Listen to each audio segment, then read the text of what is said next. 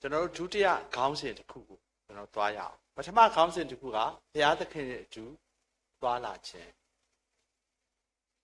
နှစ်သစ်မှာကျွန်တော်တို့တစ်နှစ်လုံးရှောက်မဲ့ခရီးစဉ်2026ခုနှစ်နောက်ဆုံးသောရက်ကို report တင်ဂုဏ်ထူးထွက်အောင်ဒီနေ့ရက်စပြီးတော့နောက်ဆုံးထွက်တဲ့အထိဘုရားသခင်နဲ့တူသွားတဲ့ကျွန်တော်တို့အားလုံးဖြစ်ရအောင်ကဲဒုတိယနှစ်သစ်မှာကျွန်တော်တို့ဘာလို့ခြင်းလဲလို့မေးလို့ရှိရင်နံပါတ်1ကျမ်းမာခြင်းမကျမ်းမာလို့ရှိရင်အဆင်မပြေဘူးဆေးဘိုးရောဝါးကရောရှိတယ်မြန်မာပြည်မှာဒုတိယကျမ်းမာပြီးရင်လည်းမပြီးသေးဘူးဘာလဲဆိုတော့နေ့စဉ်စားဝတ်နေရေးဖူလုံမှုဖြစ်တယ်အခုစားဝတ်နေရေးကပိုခက်လာ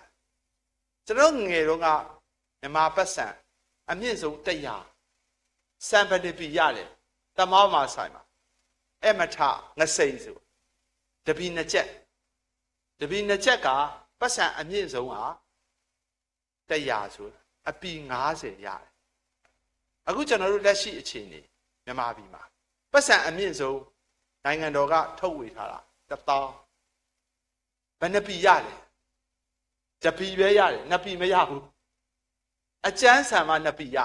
ဘလောက်တောင်မှငွေကြေးဖောင်းပွားတယ်လေမိဖို့ကြောင့်ဘလောက်တောင်မလုံတော့တယ်လေဆိုတာကိုပြကျွန်တော်တို့မြန်မာပြည်မှာအသက်ရှင်တဲ့ကျွန်တော်တို့အားလုံးဒီအခြေခံ2ခုကတော့ပြည့်ဖို့လိုတယ်နံပါတ်1ကျမ်းမာဖို့လိုတယ်နံပါတ်2မိဖို့ကြောင့်လုံဖို့လိုတယ်ဒါကတော့နှိပေါ့လိုအပ်တာပြည့်စုံရင်လည်းလိုချင်တာရှိတယ်လိုချင်တာကတော့တယောက်နဲ့တယောက်မတူတော့ဘူးလိုအပ်တာကောလိုချင်တာကောပေါင်းရင်တစ်ခုပဲဘုရားသခင်ရဲ့ကောင်းကြီးမင်္ဂလာနှစ်သက်မှာမကောက်ဘဝတစ်လျှောက်လုံးအဲ့ကောင်းကြီးမင်္ဂလာရဖို့ဘာလုပ်ရမလဲဘာလုပ်ရမလဲကောင်းကြီးမင်္ဂလာရချင်ရင်လက်မြောက်ခြေမြောက်ပြီးကောင်းကြီးမင်္ဂလာရတာမဟုတ်ဘူးလိုင်းပေါ်မှာဖျားချမှတ်ထားတဲ့တရားကိုနေ့စဉ်အသက်တာမှာလက်တွေ့လိုက်လျှောက်ကျင့်သုံးမှကောင်းကြီးမင်္ဂလာရမယ်ဒါဆိုရင်ကျမ်းစာတစ်ချက်အတူတူဖတ်ရအောင်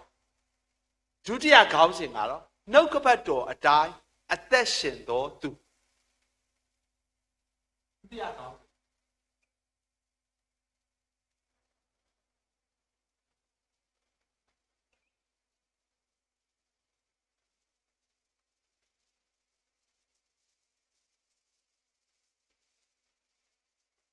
ကျမ်းစာတစ်ပိုင်းဖတ်ယောဘဝတ္ထုခန်းကြီး36ရဲ့7ယောဘဝတ္ထုခန်းကြီး36အငယ်7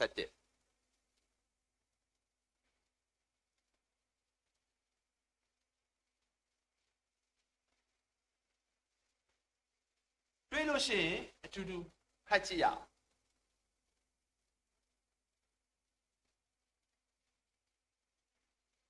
အားလုံးတူတူဖတ်ရအောင်1 2 3စကားတော်ကိုနားထောင်ပြီး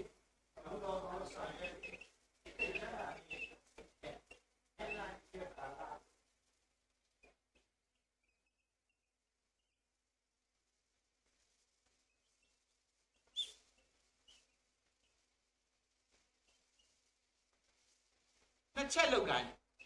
စကားတော်ကိုနားထောင်တယ်ဆိုတာဘာကိုပြောတာလဲဖျားချမှတ်ထားတဲ့နှုတ်တော်ထွက်ကျမ်းစာကဲကျမ်းစာကိုကျွန်တော်တို့ဘယ်သူတွေစီကကြားတယ်ကျမ်းစာသင်တဲ့ကျွန်တော်တို့အမှုတော်ဆောင်စီကတရားဟောတဲ့သင်းဥဆရာကြီးကကြားတယ်စကားတော်ကိုနားထောင်အခုသင်းဥဆရာပြောတိုင်းယုံလို့မရတော့ဘူးမှားယွင်းတဲ့သွန်သင်တဲ့ဆရာကြီးအခုခေတ်မှာများလာတယ်ဒါဆိုကျွန်တော်တို့ကဘလို့ပဲမှားအောင်ပြောမှန်အောင်ပြောကျမ်းစာနဲ့တိုက်ကြည့်ကျမ်းစာနဲ့တိုက်ကြည့်လို့ကျမ်းစာအတိုင်းဟောတယ်ဆိုရင်ကျွန်တော်တို့အားလုံးနံပါတ်1အမှုတော်ကိုဆောင်ရွက်လက်တွေ့လိုက်လျှောက်ကျမ်းစာရဲ့အမှားတွေကိုလက်တွေ့လိုက်လျှောက်ရင်တော့ကောင်းကြီးမင်္ဂလာမဖြစ်စေဘူးကျမ်းစာရဲ့အမှန်မူရင်းအထိပ္ပယ်တွေကိုကိုယ့်ရဲ့နေ့စဉ်အသက်တာမှာလက်တွေ့လိုက်လျှောက်ဒီကောင်းကြီးမင်္ဂလာနှစ်ခုစုံသွားရင်ကောင်းကြီးမင်္ဂလာဘယ်လောက်ရမလဲဆိုတာဆက်ကျမ်းစာကယောဘဆရာကဆက်ပြောတယ် စကားတော်ကိုနားထောင်ပြီးတော့အမှုတော်ကိုဆောင်ရွက်လင်တဲ့တိုက်တာအကျိုးကျေးဇူးပေါ့စီးစိမ်ချမ်းသာလို့၌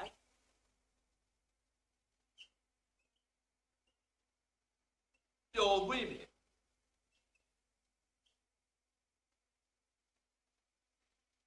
စီးစိမ်ချမ်းသာတိုင်းဟာမပျော်မွေ့ဘူးပြိဿံနေပတ်စံချမ်းသာတယ်ကျွန်တော်ပတ်ဝန်းကျင်မှာသူတို့ချမ်းသာတာ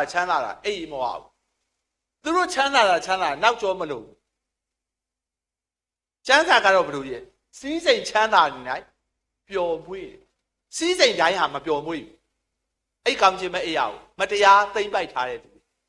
ရတင်ရထိုက်တာမဟုတ်ပဲယူထားတဲ့သူအလုံးဒီမှာတော့မဟုတ်ဘူးပျော်မွေ့တယ် joy ဖြစ်တယ်အဲ့ဒါဘုရားသခင် blessing ပြောတာဘယ်လောက်ပျော်မွေ့မှလဲ1ရက်လား2ရက်လား3ရက်လားကျမ်းစာကတိတိကျကျပြောတယ်နေ့လ4ရက်ကာလပေါ့နေ့လည်းပါတယ်လလည်းပါတယ်နေ့လည်းပါတယ်အဲ့ဒါ365ရက်ဖခင်ရဲ့ဂတိတော်ကျွန်တော်တို့လိုချင်နေတာနှစ်သက်မှာဘဝတစ်လျှောက်လုံးလိုချင်တာကောင်းကြီးမင်္ဂလာပဲကောင်းကြီးမင်္ဂလာရတဲ့ကျမ်းစာများစွာထဲကနှုတ်ကပတ်တော်ကိုအမှန် original meaning ကိုလက်တွေ့လိုက်လျှောက်တဲ့မိသူမစုဒီကောင်းကြီးမင်္ဂလာရတယ်ကဲဆရာကြီးတပါးတော့ဗာပြောတယ်လူတိုင်းမှာတဲ့ဝေးကလေးကတည်တဲ့အထိကောင်းကြီးမင်္ဂလာရှိတယ်ဒါပေမဲ့လူတိုင်းကောင်းကြီးမင်္ဂလာရတာဆိုတော့မရဘူးရတဲ့လူတွေရတယ်ရတာနည်းတဲ့လူတွေရှိတယ်ရတာများတဲ့လူတွေရှိတယ်ဘာဖြစ်လို့အဲ့လိုကွဲသွားတာလဲအဲ့ဆရာကြီးကဘာပြောလဲလူတိုင်းရဲ့ခေါင်းပေါ်မှာလေရင်ပြန်ရှိတယ်လေရင်ပြန်ကတဲ့လေပေါ်မှာပြန်တဲ့အခါမှာစီးရင်လေစိတ်ရှိရပြေးလန်းရှိရပြေးလန်းတို့လေစိတ်တို့ဆိုတာနှုတ်ကပတ်တော်အတိုင်းအသက်ရှင်ရဒါမှကောင်းကြီးမင်္ဂလာရကောင်းကြီးမင်္ဂလာတော့ရှိတယ်မရတာကကျွန်တော်တို့ရဲ့လေခွက်တွေရှော့နေဘွက်တွေကမှုတွေဆိုတော့လေပြန်ကဆင်းမလားမဆင်းတော့ဒါကြောင့်ကျွန်တော်နှစ်သက်မှာကောင်းကြီးမင်္ဂလာပဲလိုအပ်တယ်ဘဝတစ်လျှောက်လုံးလိုအပ်တယ်တစ်ခုပဲလုပ်ပါနှုတ်ကပတ်တော်အတိုင်းအသက်ရှင်တော်သူဖြစ်ရဒါဒုတိယကောင်းစဉ်ကဲနှုတ်ကပတ်တော်အတိုင်းအသက်ရှင်တဲ့သူဖြစ်ဖို့ကျွန်တော်ကကျမ်းစာတစ်စောင်ကိုအတူတူလေ့လာရဒီစာအုပ်ထဲမှာရေးထားတယ်နှလုံးသားမှာဖြတ်တန်းလာတော့ဓမ္မယတစာစုများဒီထဲမှာကျမ်းစာတစ်စောင်ကိုကျွန်တော်တို့အတူတူလေ့လာရနှုတ်ကပတ်တော်ကိုလေ့လာရအောင်အခုကျွန်တော်တို့ပြဿနာတက်တာနှုတ်ကပတ်တော်ရဲ့ original meaning တွေကိုမသိဘူးသိအောင်လေကျမ်းစာမဖတ်ဘူးအသင်းသားတွေအားလုံးရဲ့ပြဿနာကျမ်းစာမဖတ်လို့မှားယွင်းတဲ့တုန်တင်တဲ့ဆရာကြီးလိန်တာညာတာတွေကိုခံနေရတာဒါဆိုတော့နှုတ်ကပတ်တော်တိုင်းအသက်ရှင်တဲ့ကျွန်တော်ကျမဖြစ်ဖို့ကျမ်းစာရဲ့တစ်စောင်ကိုကျွန်တော်တို့အတူတူလေ့လာရအောင်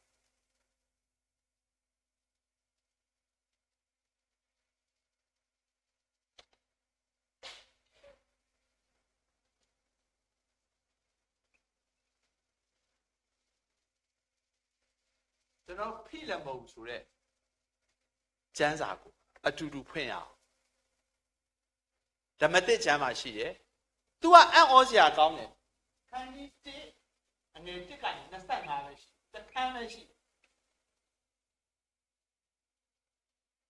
ခန်းကြီး1အငယ်1ကနေ25ကျွန်တော်ကျမ်းစာအုပ်ကိုအတူတူဖွင့်ရအောင်။ဖိလမုန်ဩဝါဒစာခန်းကြီး1တစ်ခုလုံးကိုကျွန်တော်တို့အတူတူလေ့လာရအောင်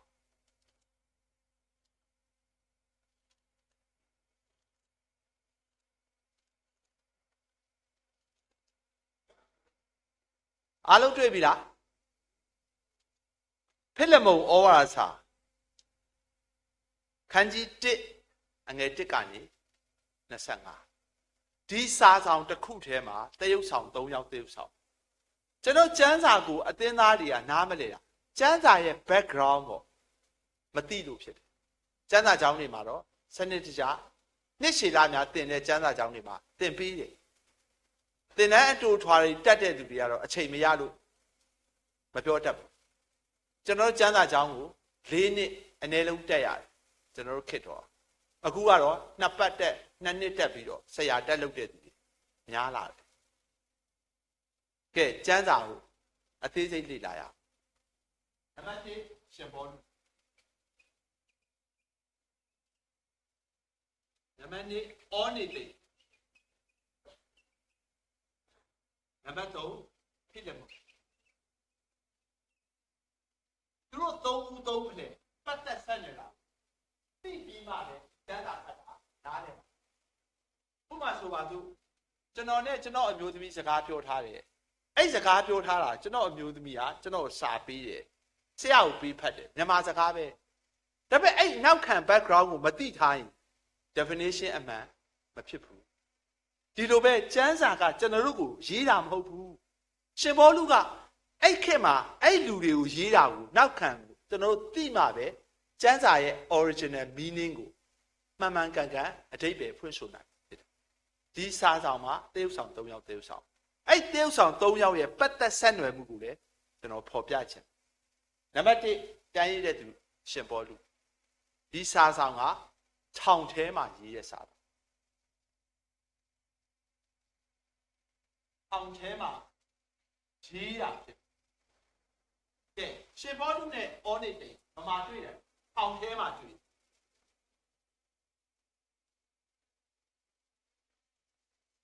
ထောင်ထဲမှာအေဝဒီတဲ့ငါပြောတဲ့အတွက်ရှင်ဘောလူပြောတဲ့အတွက်ကြောင်းနေပါအောနေတိကဘာလို့ကြုံဖြစ်တယ်အောနေတိနဲ့ဖြစ်တဲ့ပုံမှာဘယ်လိုပတ်သက်လဲသူကသခင်ဖြစ်တယ်ဘာကြုံသခင်အိမ်ဟာဖြစ်ကိုပိုးပြီးတော့ဖတ်ပြေးတဲ့ပေါက်ကြတယ်ရှင်ဘောလူနဲ့ကျွန်တော်တို့မှတ်ထားမှာရှင်ဘောလူနဲ့အောနေတိထောင်ထဲမှာရှင်ဘောလူအေဝံဂေလိပြောတဲ့အတွက်အောနေတိအောနေတိဘာဖြစ်လို့ထောင်ထဲရောက်လဲသူ့သခင်ကပစ္စည်းကိုခိုးပြီးတော့ထွက်ကဲဟုတ်ပြီသခင်ဖြစ်တဲ့မုံနဲ့ရှင်ဘောလူနဲ့ဘာမှတွေ့ရတယ်ကုံကူးတန်းရောင်းဝယ်ကုံကူးရဲ့တန်းရောင်းဝယ်နေမှာသူတို့နှစ်ယောက်ကလည်းတဲ့ဓမ္မတွေ့ပြီးတော့ကူးတန်းရောင်းဝယ်ရင်းနဲ့ရှင်ဘောလူဝမ်းမြောက်ဖွယ်ရတဲ့တင်းကောင်းပြောတဲ့အခါမှာဖြစ်တဲ့မုံနဲ့ပြောင်းတယ်ဒါသူတို့3ဦး3ဖလဲပတ်သက်ဆွဲနေဒီဥစ္စာကိုသိပြီးမှဒီကျမ်းစာကိုဖတ်တာရှင်းသွားလိမ့်ကဲရှင်ဘောလူကထောင်ထဲမှာဘယ်သူနဲ့တွေ့ရလဲအောနေတိဘာဖြစ်လို့ထောင်ကြတာလဲခိုးလို့ဘယ်သူစီကပစ္စည်းခိုးတာလဲသခင်ကဘယ်သူလဲဖိလိပ္ပုကဲဖိလိပ္ပုနဲ့အောနေတိသခင်နဲ့ကျွန်နဲ့ဆက်ဆံရေးရှင်ဘောလူက2ယောက်လုံးကိုပြောင်းလဲအောင်လုပ်တယ်ဒါကိုကျွန်တော်သိထားဖို့ကဲတစ်ချက်ချင်းစီသွားရအောင်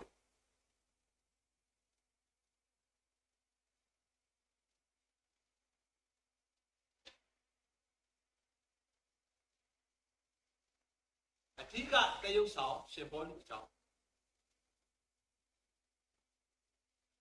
နံပါတ်1အောင်ထဲမှာရေးတဲ့စာ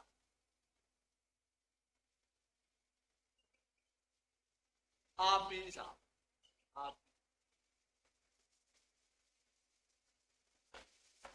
ကြောင်းပြန်ဖြစ်နေတော့ကိစ္စဝိစ္စတွေရော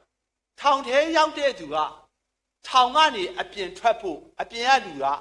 အားပေးပြီးတော့ထွက်အောင်လုပ်ပေးရမှာဒါထုံးစံပဲအခုတော့ကြောင်းပြန်ဖြစ်နေတယ်ထောင်ထဲကလူကထောင်အပြင်ကလူကိုအားပေးတယ်ထောင်ပြင်ကလူကိုအားပေးတယ်ကဲဒီနေရာမှာစဉ်းစားကြည့်အောင်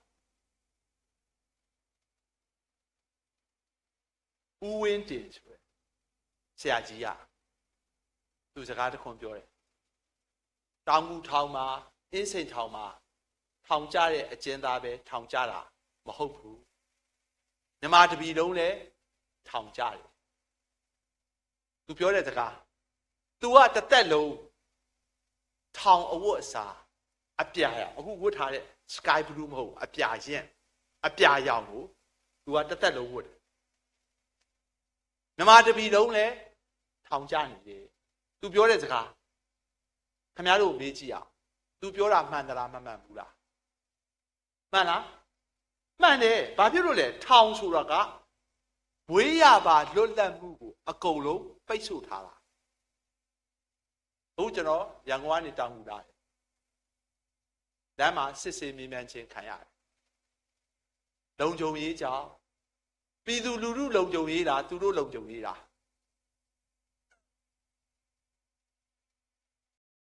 ဒီလုံးနဲ့ထောင်ကြတယ်ကဲဟုတ်ပြီကျွန်တော်အားလုံးအာနာသိန်းတာပဲပြောပြောထိန်းတာပဲပြောပြောအခု9နှစ်ပြည့်တော့ဘဝတစ်လျှောက်လုံးကျွန်တော်တို့ဒီ9နှစ်ကိုပြန်ကြည့်အောင်2025ခုပဲမဟုတ်ဘူးဒီ9နှစ်ကိုပြန်ကြည့်အောင်ဘုရားသခင်ကိုလည်းမကျင့်တတ်ဘူး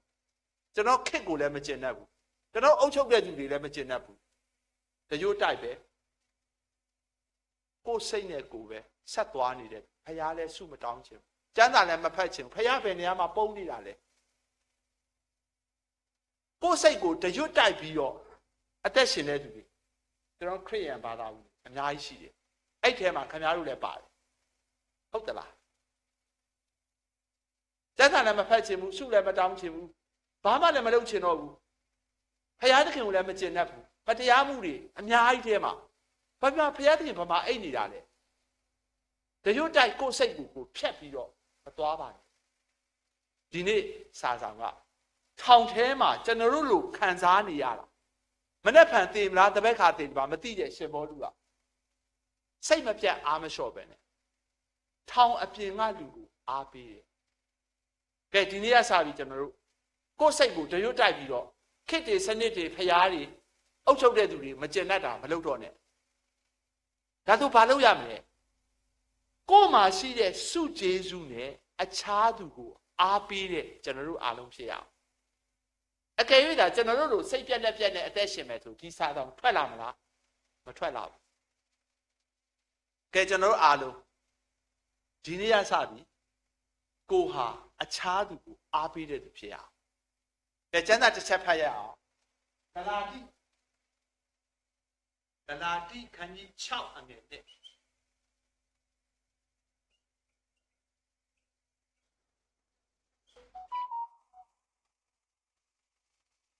ဂလာတိခန်းကြီး6အငယ်1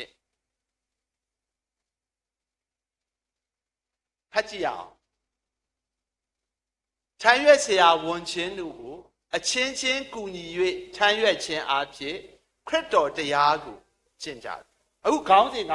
နှုတ်ကပတ်တော်တိုင်းအသက်ရှင်တဲ့ကျွန်တော်တို့အားလုံးဖြစ်မှာကောင်းကြီးမင်္ဂလာအစစ်တွေကိုရတယ်ဒါဆိုရင်ခရစ်တော်တရားကိုကျင့်တဲ့ခရိယန်တွေခရစ်တော်တရားကိုသွန်သင်ဆုံးမတဲ့သင်းအောင်ဆရာတွေအမှုတော်ဆောင်တွေကျမ်းစာသင်တဲ့သူတွေဖြစ်ရအောင်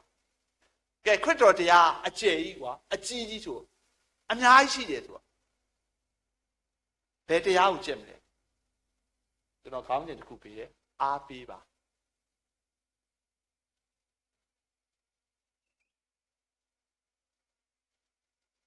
တချို့ကပြောတယ်ကျွန်တော်ကတခြင်းမဆိုတတ်ဘူးကျွန်တော်ကဂီတာမတီးတတ်ဘူးကျွန်တော်ကပီယန်နိုမတီးတတ်ဘူးညင်းလို့ရတယ်ဒါကစုကျေးဇူးနဲ့ဆိုင်ဒါပေမဲ့အားပေးတယ်ဆိုတာစုကျေးဇူးရှိเสียမလို့အားပေးတယ်ဆိုတာစိတ်ဆန္ဒရှိယုံနဲ့လူတိုင်းလုပ်နိုင်စုကျေးဇူးနဲ့မဆိုင်ဒါကြောင့်ဒီနေ့ကစပြီးနောက်ဆုံးထွက်တဲ့အထိခရစ်တော်တရားအကျယ်ကြီးအများကြီးရှိတဲ့ထဲကရှင်ဘောလူကထောင်ထဲမှာရောက်နေပေမဲ့ထောင်ပြန်လူကိုအားပေးကျွန်တော်တို့လည်းကျမတို့လည်းကိုမိသားစုကိုအားပေးတဲ့ကျွန်တော်တို့အားလုံးဖြစ်အောင်ခင်မွန်းတယ်ဖြစ်ရင်ဇနီးတယ်ကိုအားပေးတဲ့ခင်မွန်းတယ်ဖြစ်အောင်ဇနီးတယ်ဖြစ်ရင်ခင်မွန်းတယ်ကိုအားပေးတဲ့မိဘဖြစ်ရင်သားသမီးကိုအားပေးတဲ့အားပေးခြင်းအဖြစ်ခရစ်တော်တရားကိုကျင့်ရအောင်ကဲနံပါတ်1အားပေးတယ်ဆိုတာလူတိုင်းလုပ်နိုင်အားပေးတာလူတိုင်းလိုအပ်တယ်အားပေးတာလူတိုင်းလုပ်နိုင်တယ်စုကျေစုရှိကြရဘူးအားပေးတာလည်းလူတိုင်းလိုအပ်တယ်အခုခေတ်ဆိုပိုလိုအပ်တယ် ဘာကြောင့်လဲဆိုကျွန်တော်တို့စိတ်တွေပင်ပန်းနေဘက်ထရီတွေ down နေပြီချက်ချင်းတွေဘာဖြစ်လဲအားမရှိတော့ဘူးဒါဆိုရင်ဒီခေတ်မှာဆိုပိုအားပေးဖို့လိုအပ်တယ်ကိုယ်လည်းလုံနိုင်တယ်လူတိုင်းလည်းလိုအပ်တယ်တတရအားပေးတာဟာတဲ့အားပေးတဲ့သူရောအားပေးခြင်းခံရတဲ့သူရောနှစ်ဦးစလုံးဝမ်းမြောက်စေတယ်နှစ်ဦးစလုံးဝမ်းမြောက်စေဝမ်းမြောက်စေ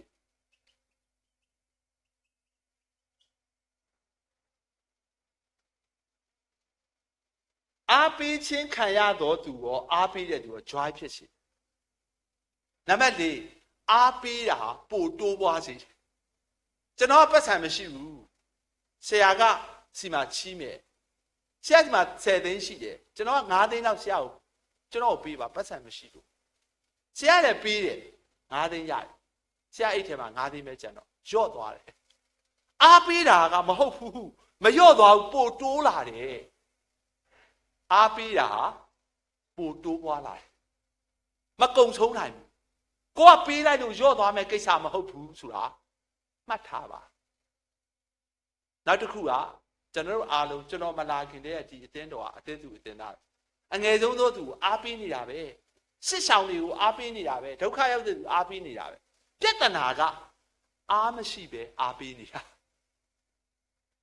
ကျွန်တော်ပေးထားတာကကိုအားပေးဖို့မမေ့နဲ့ကျွန်တော်တို့အားလုံးမေ့နေတာတစ်ခုရှိတယ်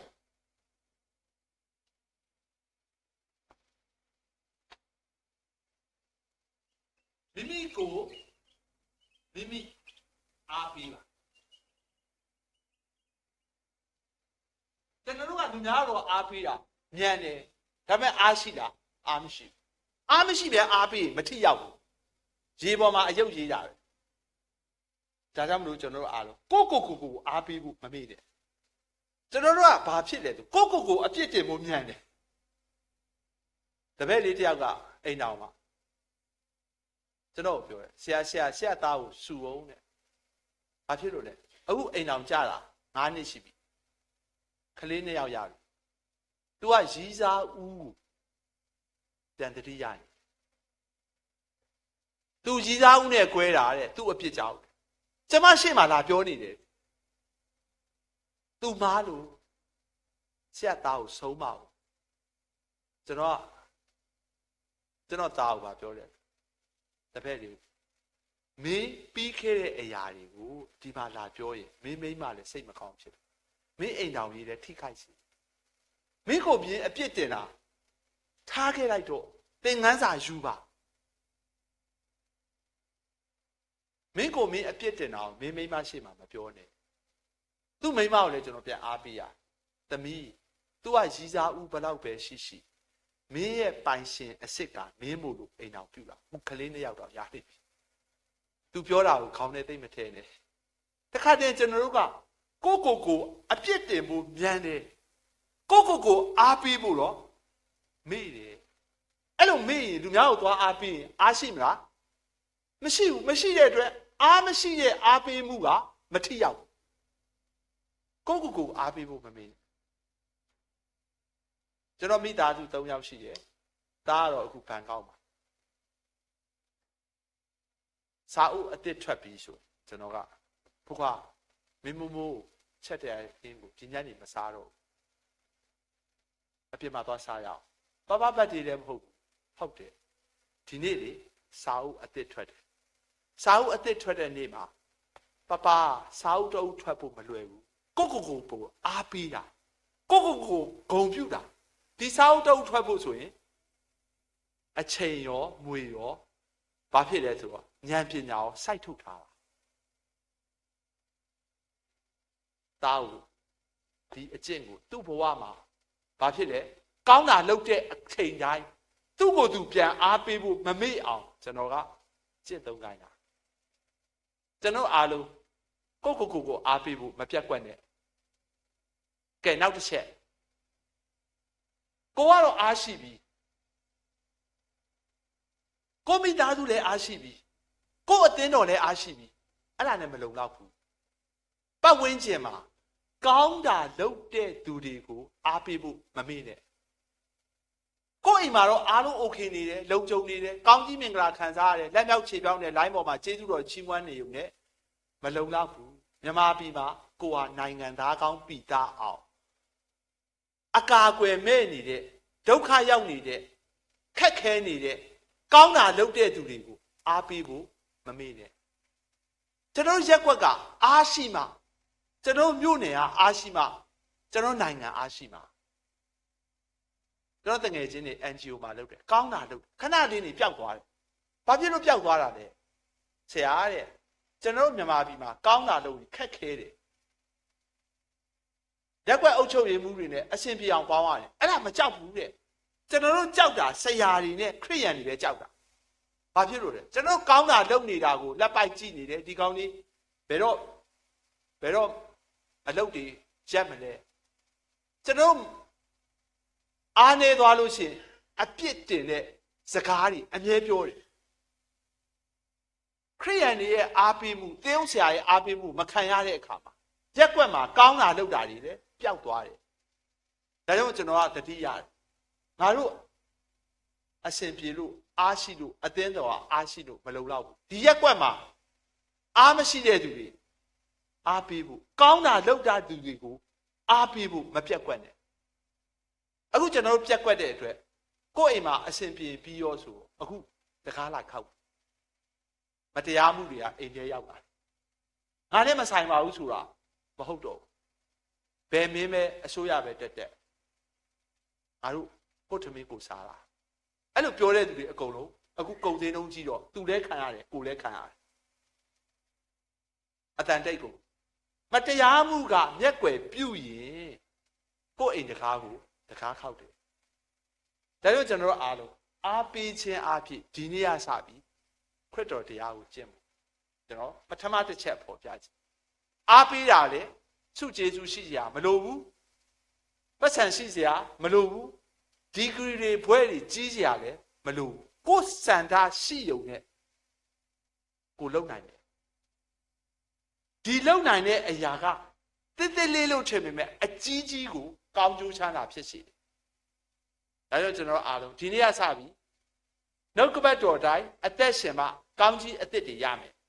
နှုတ်ကပတ်တော်တိုင်းအသက်ရှင်ဖို့ရှင်ဘောလူတရုပ်ဆောင်ပြတယ်ထောင်ထဲမှာနေတဲ့သူကထောင်အပြင်ကလူကိုအားပေးကျွန်တော်တို့လည်းဘယ်အခြေအနေဘယ်အဖြစ်ပြက်မှာပဲကိုဘဝရှိနေကိုဟာမိသားစုအတွက်အသင်းတော်အတွက်ပတ်ဝန်းကျင်ကလူတွေအတွက်အားပေးတဲ့သူဖြစ်ရအောင်ဒါပထမတစ်ချက်ကဲဒုတိယတစ်ချက်သွားကြည့်အောင်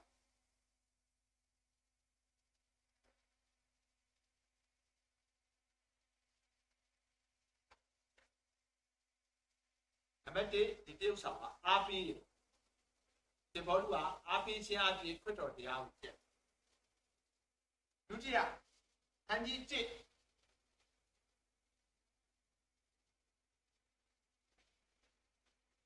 ခန်းကြီး1နဲ့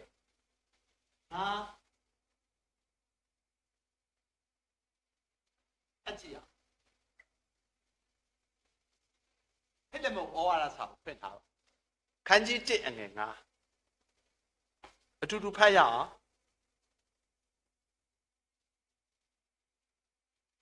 ငါဤဖျားသခင်ကျေးဇူးတော်ကိုဘုရားသခင်ဤကျေးဇူးတော်ကို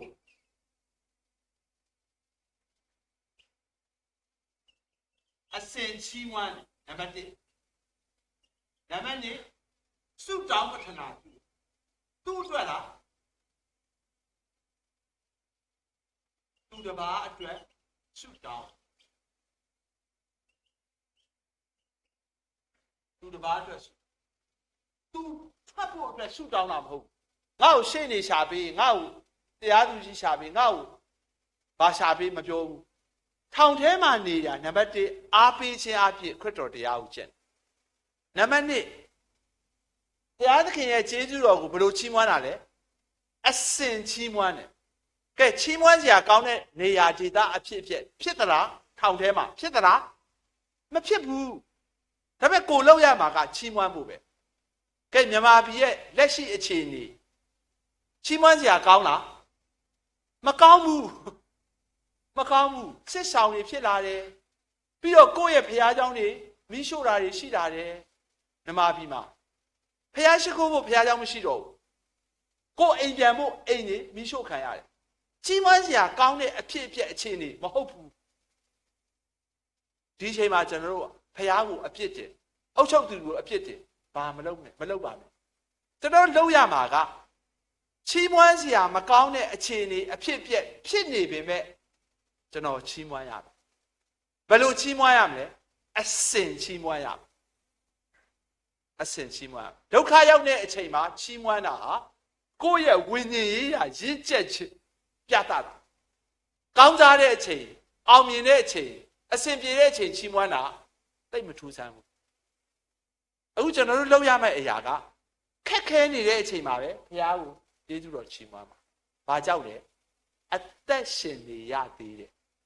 ခက်တာတော့ခက်နေတာပဲအိမ်မရှိတာဖြစ်နိုင်တယ်ဒါပေမဲ့အသက်ရှင်နေရတယ်အဲ့လိုတုံ့ပြန်ချီးမွမ်းပါဒုတိယဆုတောင်းပတနာပြုပါသူတစ်ပါးအတွက်ဆုတောင်းကိုယ့်ထက်ခက်တဲ့သူတွေအများကြီးပဲလူဆိုတာကိုယ့်ဒုက္ခပဲအကြီးလို့ထင်တယ်ကျွန်တော်ဆရာဆိုင်ခန်းလိတ်ကိုထီးဆိုင်ဆိုတဲ့တခြင်းငငယ်တွေကအခုထိသဘောကျတယ်မလွယ်တာတွေ့ရင်ပိုခက်တဲ့အခြားဘဝတွေငဲ့ကြည့်ပါကိုယ့်ထက်ဆိုးတဲ့သူတွေအများကြီးရှိတယ်သူတို့အတွက်ဆုတောင်းပေးပါဒီစာသားကကျွန်တော်အတွက်အားဖြစ်စေတယ်ပိုလည်းမလွယ်ဘူးမလွယ်တာတွေ့ရင်တဲ့ကိုယ့်အောက်ကပိုခက်တဲ့အခြားဘဝတွေငဲ့ကြည့်ပါဒါကြောင့်ကျွန်တော်တို့အားလုံးနံပါတ်1ရှင်ဘောဓုဒီစာသားမှာတရုပ်ဆောင်တယ်အားပေးခြင်းအဖြစ်ခရစ်တော်တရားကိုကျင့်နံပါတ်2သူဟာအရာရာမှာအစဉ်ကျေးဇူးတော်ချီးမွမ်းစရာကောင်းတဲ့နေရာဒေသအဖြစ်ဖြစ်တော့မဟုတ်ဘူးကျွန်တော်တို့နဲ့တိတ်တူတယ်သူလည်းထောင်ထဲမှာပဲကျွန်တော်တို့လည်းထောင်ထဲမှာပဲနံပါတ်3ဆုတောင်းပတနာသူထွက်ဖို့မဟုတ်ဘူးအပြင်အတူတဲ့သူ့ထက်ခက်ခဲတဲ့သူတွေကိုဆုတောင်းပေးတယ်နောက်တစ်ချက်သွားကြည့်အောင်ဒီစာတောင်းမှာလောက်ဆောင်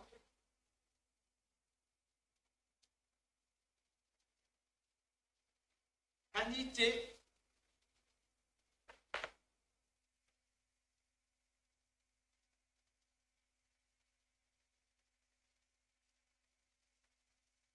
30ဖတ်ကြည့်ရ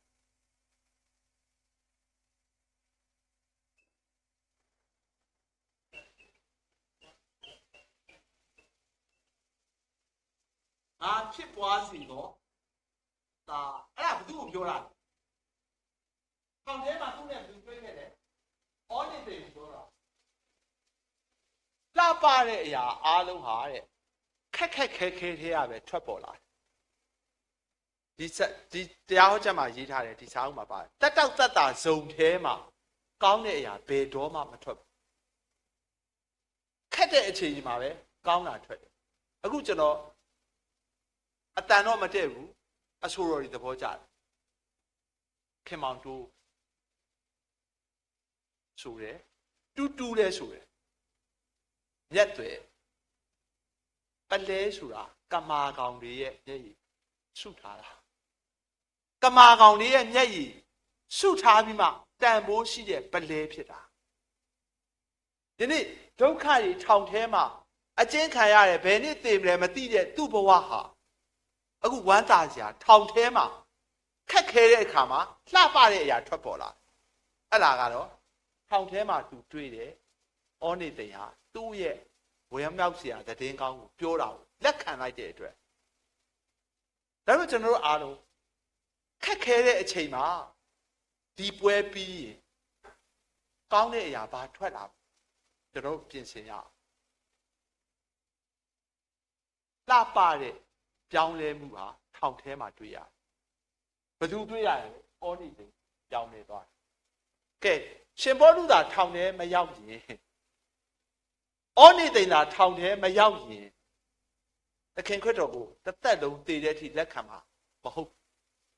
ကဲတင်ပိုင်ရှင်ဖြစ်ယုံကြည်လက်ခံခြင်းဟာဘယ်မှာလဲထောင်ထဲမှာခက်ခဲတဲ့အချိန်မှာပဲ ကောင်းတဲ့အရာတွေထွက်တယ်ဒါပေမဲ့ကောင်းတဲ့အရာထွက်ဖို့တော့ပြင်ဆင်ရတယ်အားပေးရတယ်ပြီးတော့ဖခင်ရဲ့ကျေးဇူးတော်ကိုအရှင်ချီးမွမ်းရမယ်သူများအတွက်ဆုတောင်းပေးရအဲ့လိုမှကျွန်တော်တို့မလုပ်ထားဘူးဆိုရင်ဒီပြောင်းလဲခြင်းဟာထောင်ထဲမှာဘယ်တော့မှမရှိရှင်ဘောလူပြောတဲ့အရာကထောင်ထဲမှာပြောင်းလဲခြင်းဟာအားပေးခြင်းအဖြစ်ခရစ်တော်တရားကိုကျင့်လို့ဒုက္ခရောက်တဲ့အခါမှာအရာရာမှာအစင်ချီးမွမ်းလို့လူများအတွက်ဆုတောင်းပြီးလို့ဒီအချက်၃ချက်ကိုလှုပ်ဆောင်ပြီးတဲ့အခါမှာသူဟာလှပတဲ့ဝိညာဉ်တစ်လုံးကိုအဲ့ဝိညာဉ်ကတဲ့စัจ java တစ်ခုလုံးတဲ့တန်ဖိုးကြီးတယ်ထောင်ထဲမှာပြောင်းလဲတာထောင်ပြင်မှာပြောင်းလဲတာမဟုတ်ဘူးဖခင်เจ้าမှာနစ်ချင်းခံတာမဟုတ်ဘူးတက်တောက်တက်တာနေရာမှာထွက်လာတာမဟုတ်ဘူးအခုခရစ်စမတ်ပြီးသွားပြီကောင်းကင်တမန်နေတဲ့သတင်းစကားလာပြောတယ်လာပြောတဲ့အချိန်မှာဘသူတွေနားထောင်တာအရင်ဆုံးသိုးထိန်ကဲသိုးထိန်တွေနားထောင်တယ်မိမိသိုးစုကိုတဲ့ညအခါမှာစောင့်နေတဲ့အခါကဲလူကဘလောက်ပဲဆင်းရဲကွာညဘက်တော့အလုံးမလုံးပဲအိပ်ရပါညဘက်လည်းအလုံးလုံးနေရတယ်နေ့ဘက်လည်းအလုံးလုံးနေရတယ်ဒါကိုကြည့်ချင်အဖြစ်စီးပွားရေးကြက်တယ်အခုမြန်မာပြည်မှာလည်းစီးပွားရေးကြက်တယ်လားကြက်တယ်အဲ့ချိန်မှာသတင်းစကားလာပြီကောင်းကင်တမန်ပြောတဲ့အချိန်မှာဘယ်အချိန်လဲညအချိန်စာတန်တကူကြီးဆိုးတဲ့အချိန်ပြောတဲ့စကားကနားထောင်ကြည့်အောင်ကြောက်ရွံ့ခြင်းမရှိကြနဲ့အဲ့ message ကကြောက်ရွံ့ခြင်းမရှိကြနဲ့ဆိုဘာဖြစ်လို့လဲကြောက်နေလို့လေကျွန်တော်မြန်မာတပီလုံးကကြောက်နေရတယ်အခုချိန်အခုဆိုပူဆိုးတယ်ဟိုးတော့ကလည်းကောင်းလားမကောင်းဘူး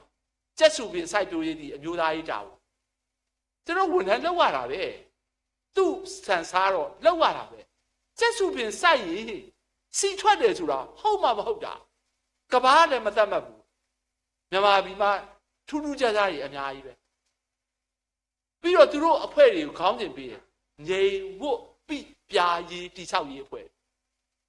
ပြည်သူပြည်သားတွေငြိမ်လဲငြိမ်ရမယ်ဝတ်လဲဝတ်ရမယ်ပိလဲပိရမယ်ပြားလဲပြားရမယ်စဉ်းစားကြည့်တိုးထိန်တွေဟာဟေရုအုပ်ချုပ်တဲ့အချိန်မှာကြောက်ဒီဘက်သတင်းစကားထပ်ပြောတယ်ကြောက်ရွံ့ခြင်းမရှိကြနဲ့တဲ့ကောင်းကင်တမန်ရဲ့ message ဟာဖျားသခင်ဘုံကြီးပါစေတည်း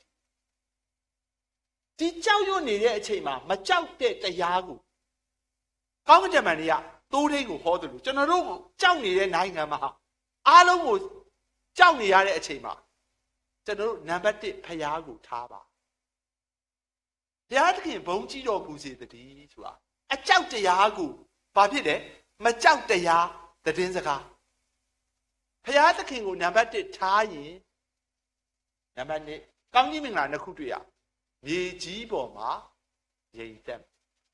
ကိုဟာဘုရားသခင်ကိုနံပါတ်1ထားတဲ့မိသူမဆိုကြောက်တဲ့ပတ်ဝန်းကျင်မှာဘလောက်ပဲနေရမြေကြီးပေါ်မှာရိမ်တက်နောက်တစ်ချက်လူတို့အားမေတ္တာဂရုဏာရှိတယ်မေတ္တာတရားပွားများတဲ့မေတ္တာတရားကိုလက်ဆင့်ကမ်းပေးတဲ့ကျွန်တော်တို့ဖြစ်မယ်ဒါကောင်းကင်တမန်ရဲ့သတင်းစကားတိုးထိန်တွေကစားစရာမရှိဘူးနေ့ရောညရောအလုပ်လုပ်ရတယ်သူတို့ရဲ့ဟေရုရဲ့အုပ်ချုပ်မှုကိုကြောက်နေရတယ်အဲ့ချိန်မှာသတင်းစကားလာပြောတယ်ကောင်းကင်တမန်သတင်းစကားကဘဝတစ်လျှောက်လုံးဖျားကိုနံပါတ်1ထားရင်မတရားတဲ့အကြောက်တရားတွေလွှင့်စင်ပြီးတော့ဘာဖြစ်မလဲငြိမ်သက်ခြင်းရှိကဘာကြီးတစ်ချမ်းပြတ်နေပြီကိုငြိမ်သက်မယ်ကိုယ့်ရဲ့ပတ်ဝန်းကျင်ဟာမေတ္တာတရားပွားများခြင်းဟာကိုကအစပြုဒါကြောင့်မို့ကျွန်တော်တို့အားလုံးမှောင်မိုက်ကြီးဆိုးတဲ့ကဘာကြီးမှာကောင်းကင်တမန်ရဲ့သတင်းစကားဟာကဘာကြီးကိုသေခြင်းတကားကိုရိုက်ချိုးတဲ့ယေရှုမွေးဖွားတယ်အမင်္ဂလာနေမင်္ဂလာဖြစ်ပြောင်းတက်တောက်တက်တာစုံထဲမှာဖြစ်နေတာမဟုတ်ဘူးမိုးရေးရေထဲမှာမှောင်မိုက်နေတဲ့အချိန်စာတန်တကူကြီးဆိုးနေတဲ့အချိန်မှာသခင်ခရစ်တော်မွေးဖွားတယ်လို့ကျွန်တော်မြန်မာပြည်မှာလည်းစာတန်တကူကြီးဆိုးနေတယ်အခုအချိန်စိတ်ပြက်စရာမဟုတ်အားငယ်စရာတစ်ခုပဲလုပ်ပါဖျားကိုနံပါတ်1ထားပြီးအသက်ရှင်ပါဒါဆိုရင်လှပတဲ့အရာတွေမင်းဘဝထဲက ထွက်လာလိမ့်ရှင်ဘောလူရဲ့ဘဝထဲမှာဘာထွက်လာလဲဩနိသိပြောင်းလဲတယ်ဒါကဩနိသိပြောင်းလဲတာကိုအရင်စားရတယ်ရေလောင်းရတယ်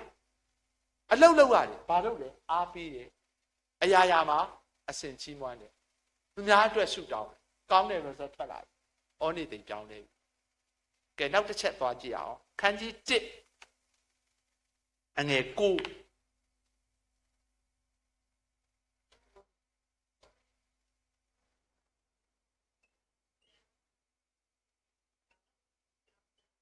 မေတ္တာအားဖြင့်သာတင့်ကိုတောင်းမှန်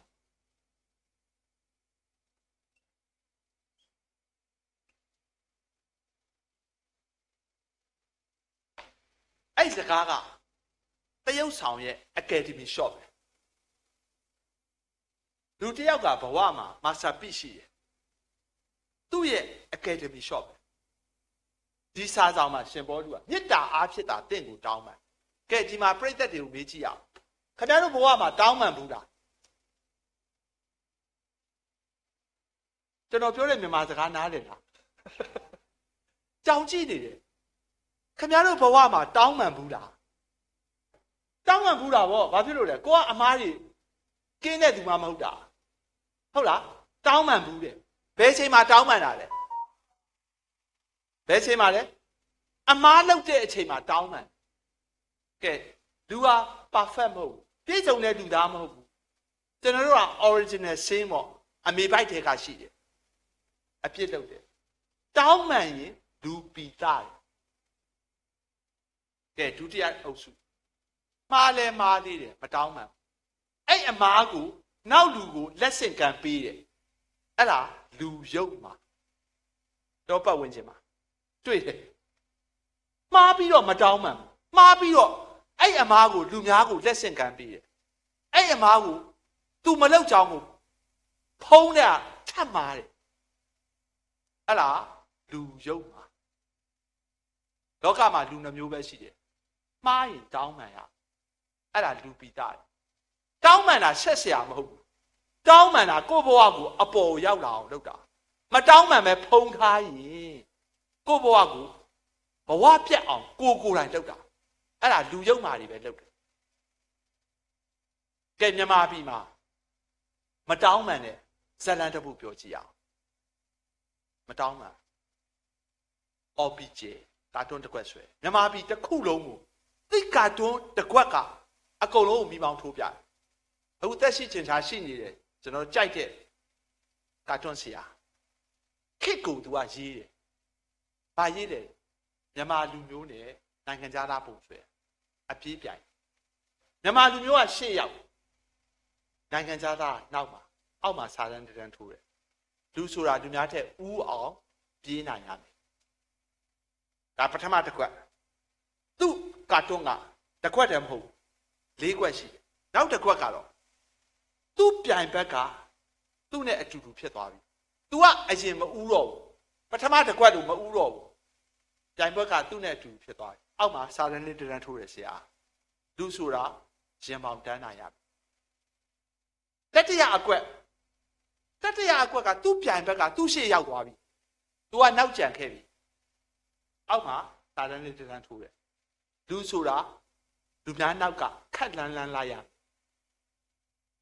ရောလာပြီကဲနောက်ဆုံးတစ်ခွက်အဲ့တစ်ခွက်ကသူပြောချင်တဲ့ message ပဲသူ့ပြိုင်ဘက်ကမမြင်ရတော့လူမမြင်ရတော့ဖုံလုံးလေးပဲရေးထားတယ်သူကဘလို့ပုံဆွဲထားတယ်ခါထောက်ထားတယ်မျက်နှာကိုလည်းဒေါသထွက်တဲ့မျက်နှာပုံဆွဲထားတယ်အောက်မှာစာတန်းလေးတန်းထိုးတယ်လူဆိုတာကို့ထမင်းကိုစားပြီးဘသူမှဂယုစိုက်เสียမလို့မတောင်းမှန်တဲ့သူတွေလူယုံမာတယ်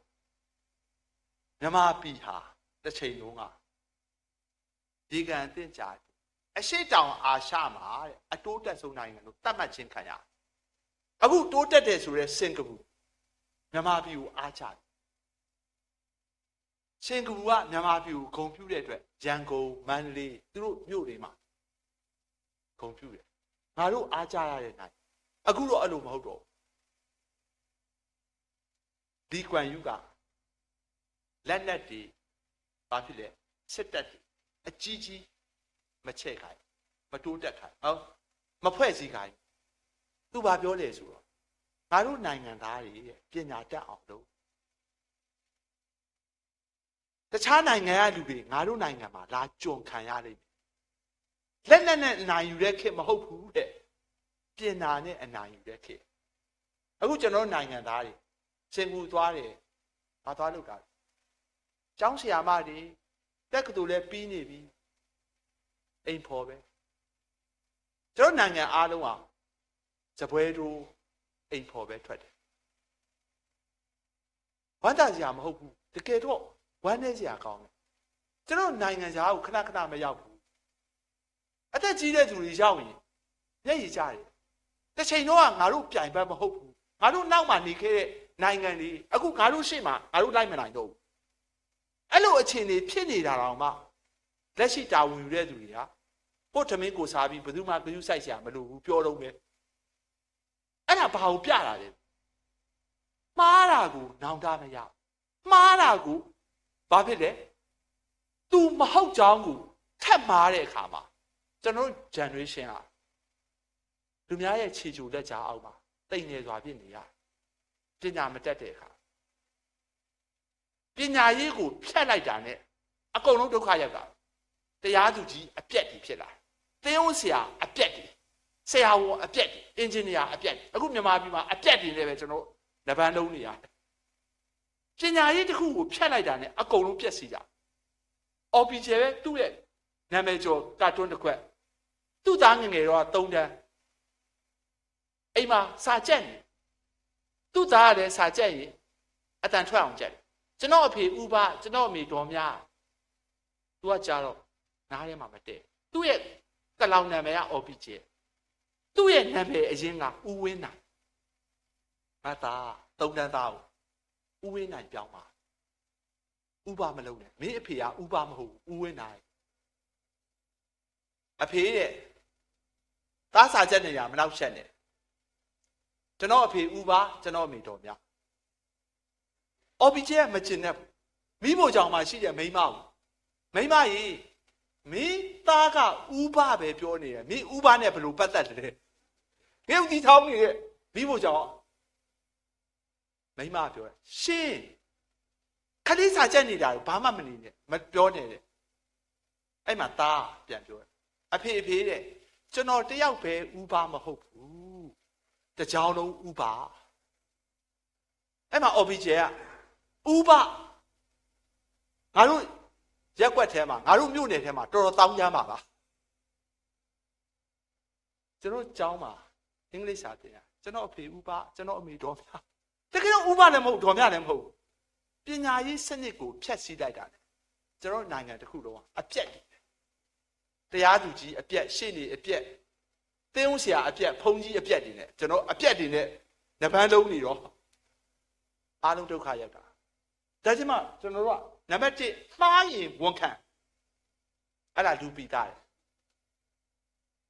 မှားရင်ဝန်မခံမဲနဲ့အမားကိုဆက်ကျူးလို့နဲ့နောက် generation ကိုပေးတယ်ဆိုအဲ့ဒါလူယုံမှာကဲတစ်ချင်းတက်ရအောင်ခင်ဗျားတို့မေးကြည့်အောင်မမားပဲနဲ့ဝန်ခံရတာရှိဘူးလားတစ်ချင်းတက်ရအောင် level တစ်ခုကိုတက်ရအောင်ကိုကမမားဘူးဒါပေမဲ့အခုဒီကိစ္စမှာလေမေတ္တာအားဖြစ်တာတင့်ကိုတောင်းပန်တယ်ဆိုရှင်ဘောလူမားလို့လားမမားပဲနဲ့တောင်းပန်ရတာခင်ဗျားဘဝမှာရှိဘူးလားအဲ့ဒါစိတ်သူတော်စင်တွေလှုပ်တဲ့အလုံးဒါအကယ်ဒမီ shop ပဲမမားပဲနဲ့တောင်းပန်တာတဲ့လူတိုင်းမလုံနိုင်တဲ့အရာမြန်မာပြည်မှာမှားတာတော့မှမတောင်းပန်တဲ့သူတွေများနေတဲ့ခေတ်ကြီးမှာမမားပဲနဲ့တောင်းပန်တာကြုံလာရင်တောင်းပန်ပေးပါဘာကြောင့်အဲ့လိုပြောတယ်ဆိုတော့တဲ့နှလုံးသားကိုရချင်ရှင်ဘောလူကသူ့တပည့်2ယောက်လုံးပဲတယောက်ကတထေးတယောက်ကကျွန်းမင်းတို့ငါတပည့်2ယောက်လုံးပဲမင်းတို့အစင်မပြေဘူးပြန်တဲ့ကြငါအမိတ်ပေးလိုက်စာရေးလိုက်ရင်ရတယ်ဒါပေမဲ့ဆရာကပြောလို့ရတာမလို့ချင်ဘူးတခင်နဲ့ကျွန်းနဲ့ ဝေးနေတဲ့နှလုံးသားကိုသူတို့နှစ်ယောက်လုံးနီးနီးကပ်ကပ်ဖြစ်စေခြင်းတဲ့အတွက်သူဟာဒူးထောက်ပြီးတော့မေတ္တာအားဖြင့်သာတောင်းပန်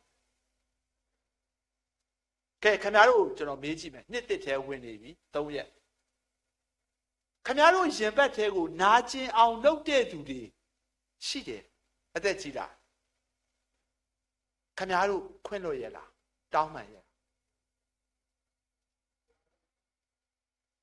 ကိုကလောက်တာများတဲ့သူလူရောက်ပါထဲမထည့်ရတော့ဘူးလူများလောက်တာကိုကိုခန္ဓာကိုပြောတာကူသူတို့ကိုခွင့်လွတ်တာဇာကနာကတော့ပြောတာသူ့ကိုရည်ရွယ်ချက်ရှိရှိလုပ်တဲ့သူတွေကိုခွင့်လွတ်တယ်တဲ့မေ့တော့မမေ့ဘူးကဲကျွန်တော်တို့အားလုံးပေါ့ကိုယ့်ကိုနာကျင်အောင်လုပ်တဲ့သူလူတိုင်းမှာရှိတယ်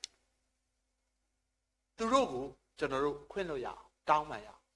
ခွင့်မလွတ်ဘူးဆိုရင်မင်းနှလုံးသားဟာမင်းရဲ့အနာဂတ်ကဘယ်တော့မှလင်းလက်တဲ့ဘဝကိုမပိုင်ဆိုင်ဘူးမင်းဘဝကမှောင်မိုက်တဲ့ဘဝကိုပဲပိုင်ဆိုင်ရမှာခွင့်လွတ်လိုက်ရင်တဲ့မင်းဘဝကအမြဲတမ်းလင်းလက်တဲ့ဘဝကိုပိုင်ဆိုင်ရအခုကျွန်တော်ဒီဖျားเจ้าနဲ့ပထမအဆုံးရောက်တယ်ပထမအဆုံးကျွန်တော်လာဖို့တယ်ပြီးတော့ဆရာတော်အိမ်ဝင်တယ်ဝင်တဲ့အခါမှာကျွန်တော်အရက်ကမြင့်နေတယ်ကျွန်တော်ခေါင်းငုတ်ရတယ်တချို့အိမ်တွေကကျွန်တော်ခေါင်းငုတ်တာကိုအားနာတယ်ဆရာကျွန်တော်တို့အိမ်ကခေါင်းငုတ်တော့ဘာဖြစ်လို့လဲဆိုတော့ကျွန်တော်တို့အရက်နဲ့ကျွန်တော်တို့အိမ်ကိုဆောက်ထားတာအားတော့နာတယ်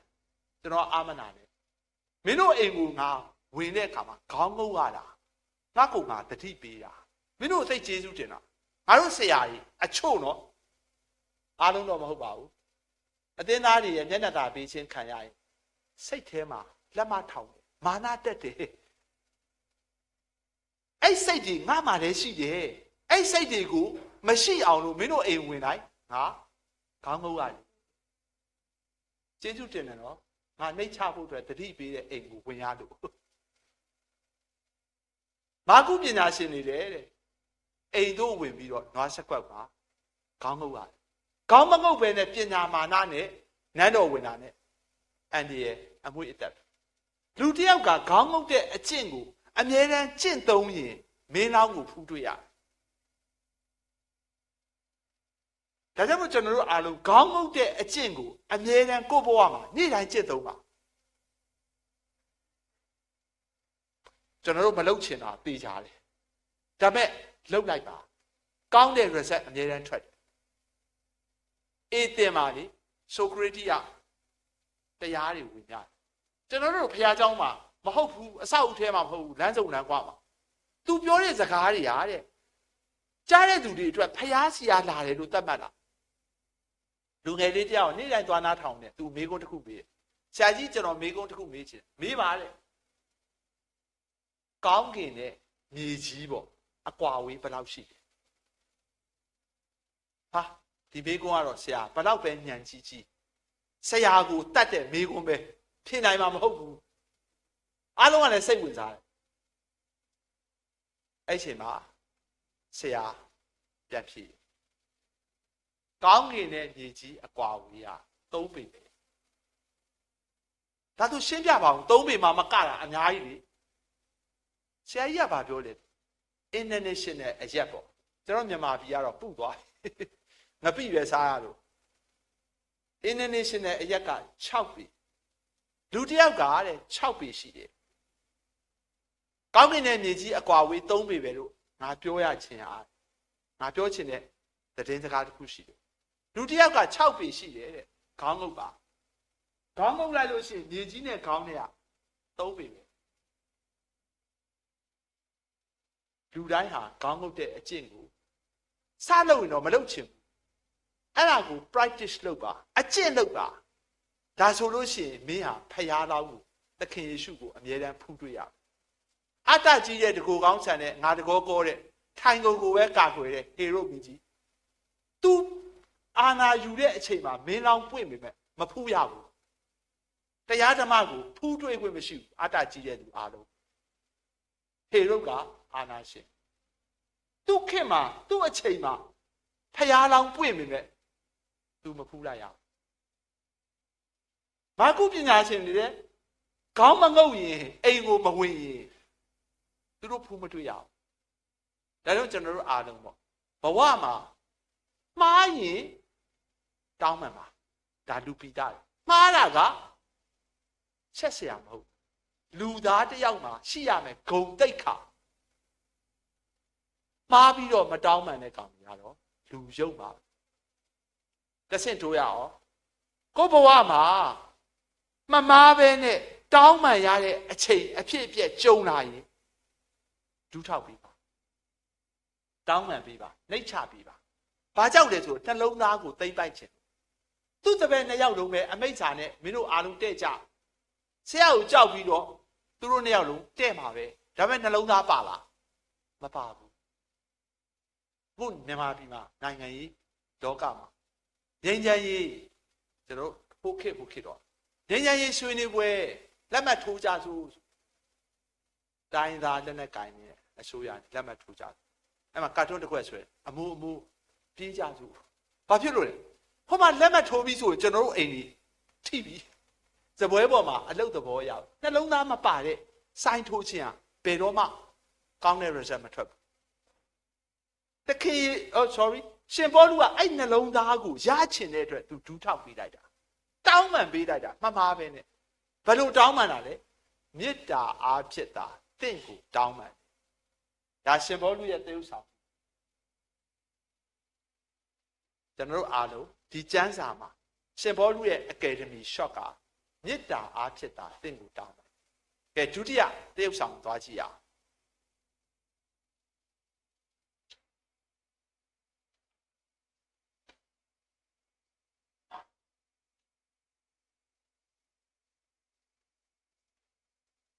အော်နေတယ်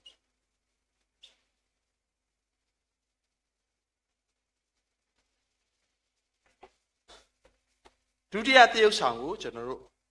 ကျမ်းစာထဲကအော်နေတဲ့ကြောင်းဖော်ပြကြည့်အောင်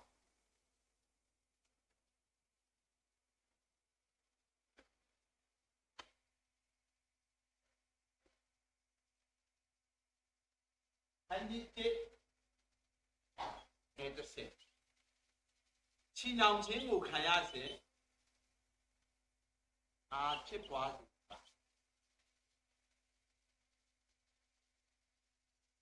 ူ့ဘဝမှာထောင်ထဲရောက်မှသခင်ခရစ်တော်ရဲ့တရားစကားကိုကြားပြီးတော့ပြောင်းလဲသွားတာထောင်ထဲရောက်မှပြောင်းလဲတာသခင်အိမ်မှာနေရင်ပြောင်းလဲမှာမဟုတ်ဘူးဘဝမှာမိုးရေးရည်တဲ့ဒုက္ခရောက်မှဖျားနဲ့ပို့ပြီးရကဲပြောင်းလဲတဲ့အခါမှာလည်းပြန်ကြည့်ရအောင်သူပြောင်းလဲတဲ့အခါမှာအသက်တာအစ်စ်ကိုရတယ်တစ်ကောငါဆက်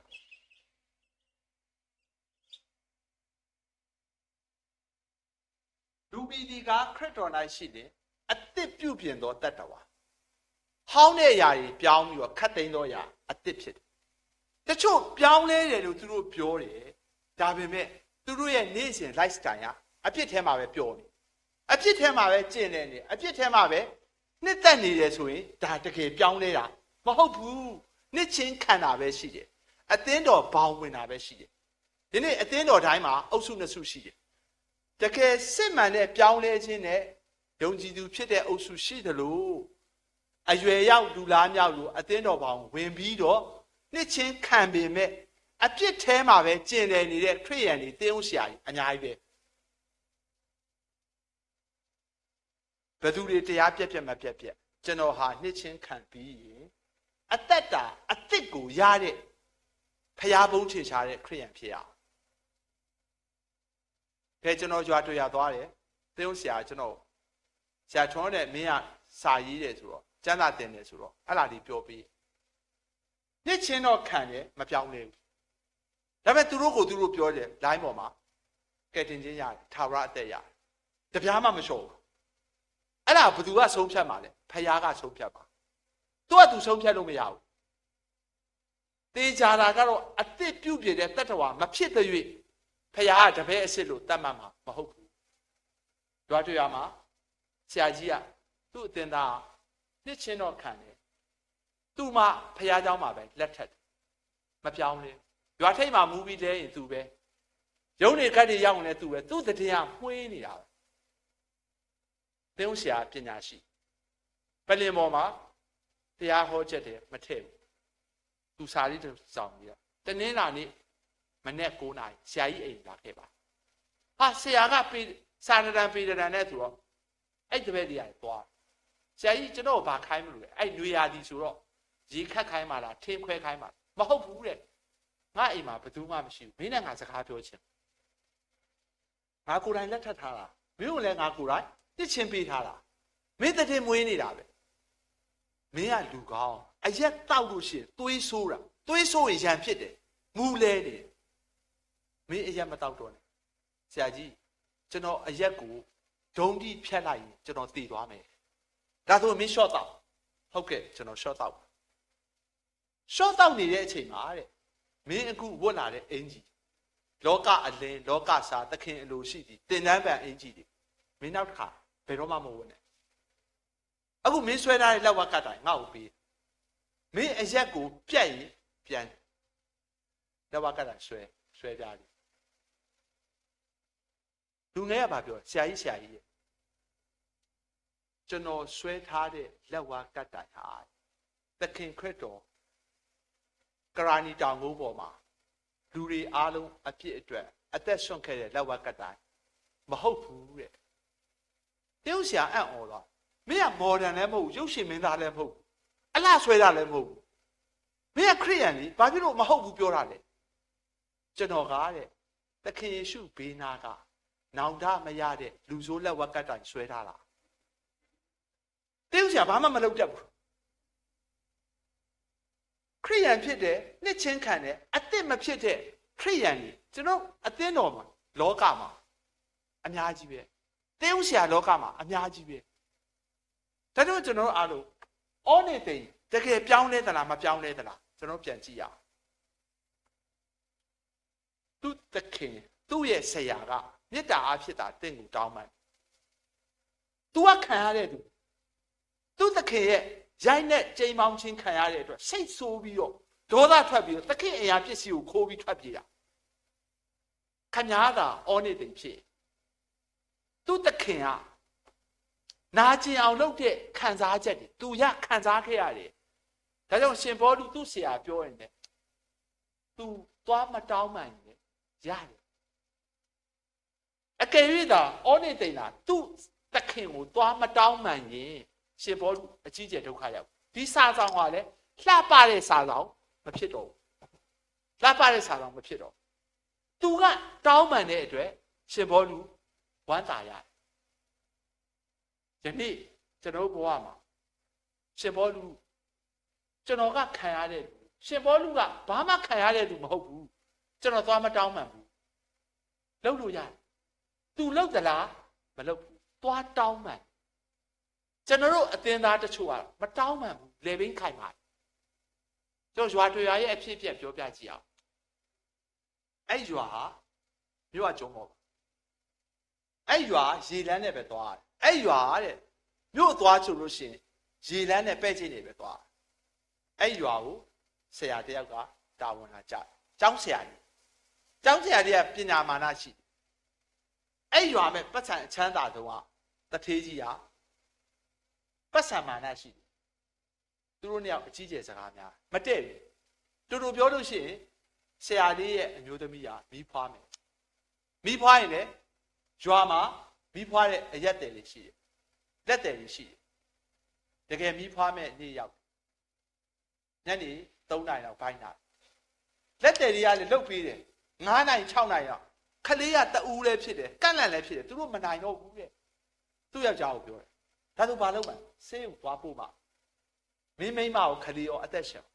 ဟာဆေးကိုသွားပို့ဘာလုပ်ရမလဲလမ်းမဆက်သွယ်မကောင်းတာတထေးရှိမှာပဲပဲ့ချစ်ရှိတရွာလုံးပဲ့ချစ်ရသူ့ချင်မှာပဲရှိတောက်ဆရာလေးကသွားပြီးဒူးထောက်ပါကျွန်တော်ကိုပဲ့ချစ်မှာပါမင်းဘာဖြစ်လို့လဲကျွန်တော်မိမနဲ့ခလေးမိဖွားတာခက်နေပြီအချိန်မမီရင်အသက်အန္တရာယ်ရှိမင်းသာတထေးနေရမှာဆိုရင်ဒီเจ้าဆရာကိုပေးမလားကိုယ့်ကိုပြန်ပေးစီ ကိုနဲ့အစင်မပြေတာတရွာလုံးနဲ့ပြဿနာတက်နေတာသူနဲ့ကျောင်းဆရာနဲ့တထေးနဲ့ပြဿနာတက်တာတရွာလုံးသိတယ်ကျွန်တော်တို့သာတထေးဖြစ်ငါကလေးရောက်ပြီဆိုပြီးတော့မပေးတဲ့သူမင်းလုံးမလားဒီတထေးကမဟုတ်ပေးလိုက်မိုးလဲစချုပ်ပြီး6နာရီပဲချိန်မှာသူ့တပည့်2ယောက်နဲ့စီဖြည့်ပြီးတော့ကဲသွားတော့ကျောင်းဆရာလေးကဝမ်းသာလိုက်တာငါရချင်မှရမှာတကယ်ပြောတော့လေတထေးရဲ့စိတ်နှလုံးကမဆိုးပါဘူးတူတူပြောလို့ရှိရင်သူ့မိန်းမရောတားဦးရောအသက်ချမ်းသာရဆေးရုံမှာအချိန်မီရောက်လို့နောက်တနာရီနောက်ကျရင်2ယောက်လုံးသေမှာ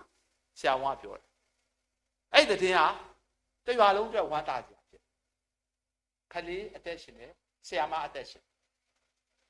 အဲ့ဒီမှာကျောင်းဆရာလေးကငါမိန်းမနဲ့ငါကလေးကိုအသက်ရှင်ခွင့်ပေးတဲ့တထေးကြီးကိုအဲ့ညမှာငါပတ်စံလည်းမပေးဖြစ်ဘူးအလုတ်သမားလည်း2ယောက်ထည့်လိုက်တယ်စီဘိုးလဲကုန်တယ်ပဲချိတ်ဘိုးလဲကုန်တယ်ငါမှရှိရဲ့ပတ်စံအကုန်လုံးရှုလိုက်ပတ်စံ9000ကျောင်းဆရာဆိုတာပတ်စံအများကြီးရတဲ့လူတန်းသားမဟုတ်ပတ်စံ9000တထေးစီသွားပြီတထေးကြီးရဲ့ကျွန်တော်စီမှာပတ်စံအကုန်ပဲဒီပတ်စံ9000ကလည်းတထေးအတွက်ဘာမှမဟုတ်ကျေးဇူးတင်တယ်ကျွန်တော်မိန်းမနဲ့ကလေးရဲ့အသက်ကိုကယ်တဲ့အတွက်ပတ်စံလက်ခံပေးပါ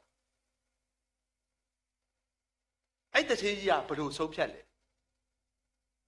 ကျောင်းဆရာတဲ့မင်းနဲ့ငါနဲ့တရွာလုံးပြဿနာဖြစ်တာတရွာလုံးသိတယ်မင်းလည်းသိတယ်ငါလည်းသိတယ်အခုပဲချိတ်ကိုငါပေးလိုက်တဲ့အတွက်မင်းမိန်းမကိုခလေးရောအသက်ချမ်းသာရတယ်ငါအသက်2ချောင်းကိုကယ်လိုက်တယ်ဒါပေမဲ့တဲ့မင်းပေးတဲ့ပတ်စံကိုတော့ငါမလက်ခံမင်းနဲ့ငါနဲ့ပြဿနာတော့ဒီအတိုင်းရှိပါစီဖျားသခင်ကလေလူတွေတက်အောင်ဇက်ညွန်းတွေချိုးထားပြီမဲ့ကျွန်တော်လေဘင်းခိုင်ပါတယ်ကျွန်တော်တို့ကြောင့်လှပတဲ့ဇက်လန်းတွေမထွက်လာဘူးအဲ့တထေးကြီးကအဲ့တထေးကြီးမဟုတ်ဘူးကျွန်တော်ဖြစ်တာခမည်းဖြစ်တာဖျားသခင်ကဇက်ညွန်းကိုမင်းသားနဲ့မင်းသမီးပေါင်းပါပြီလှပတဲ့တထေးသာပတ်စံလက်ခံလိုက်ရင်တရွာလုံးဝမ်းသာတဲ့တဲ့စကားဖြစ်တထေးကပတ်စံလက်မခံတဲ့အခါလေဘင်းခိုင်ပါတယ်အမျိုးဖြစ်တဲ့အခါမှာလှပတဲ့ဇက်လန်းဟာပေါ်မထွက်လာဒီမှာရှိတဲ့သူအကုန်လုံးကျွန်တော်တို့ဟာတထေးကြီးလိုဖြစ်နေသလားကိုယ့်ကိုပြန်မေးကြည့်ပြောတာတော့နောက်ကြပြီဖြစ်ခဲ့တာတွေအများကြီးပဲဆရာဒါကြောင့် तू ကသွားတောင်းမှန်တယ်နော်သူ့သခင်ကိုသွားတောင်းမှန်ခံရတဲ့သူကကျွန်တော်သွားမတောင်းမှန်ဘူးလို့ရှင်ဘောလူကို complaint တက်လို့ရသွားတောင်းမှန်တဲ့အတွက်သူဟာစစ်မှန်တဲ့ပြောင်းလဲခြင်းရတယ်နှစ်ချင်းခံတဲ့သူအားလုံးဟာစစ်မှန်တဲ့အစ်စ်တတ္တဝါမဟုတ်ဘူးတချို့ပဲရှိတယ်တချို့ကတော့လက်ဝါကတ်တိုင်ဆွဲထားတယ်နောင်တမရတဲ့လူဆိုလက်ဝါကတ်တိုင်အများကြီးပဲအသင်းတော်မှာသင်းဦးဆရာလောကမှာအသင်းသားလောကဒါဆိုရင်သူကတကယ်ပြောင်းလဲတယ်ကဲဆက်သွားကြည့်အောင်ခန်းကြီး1အငယ်7သူ့ရဲ့သင်းဦးဆောင်မှု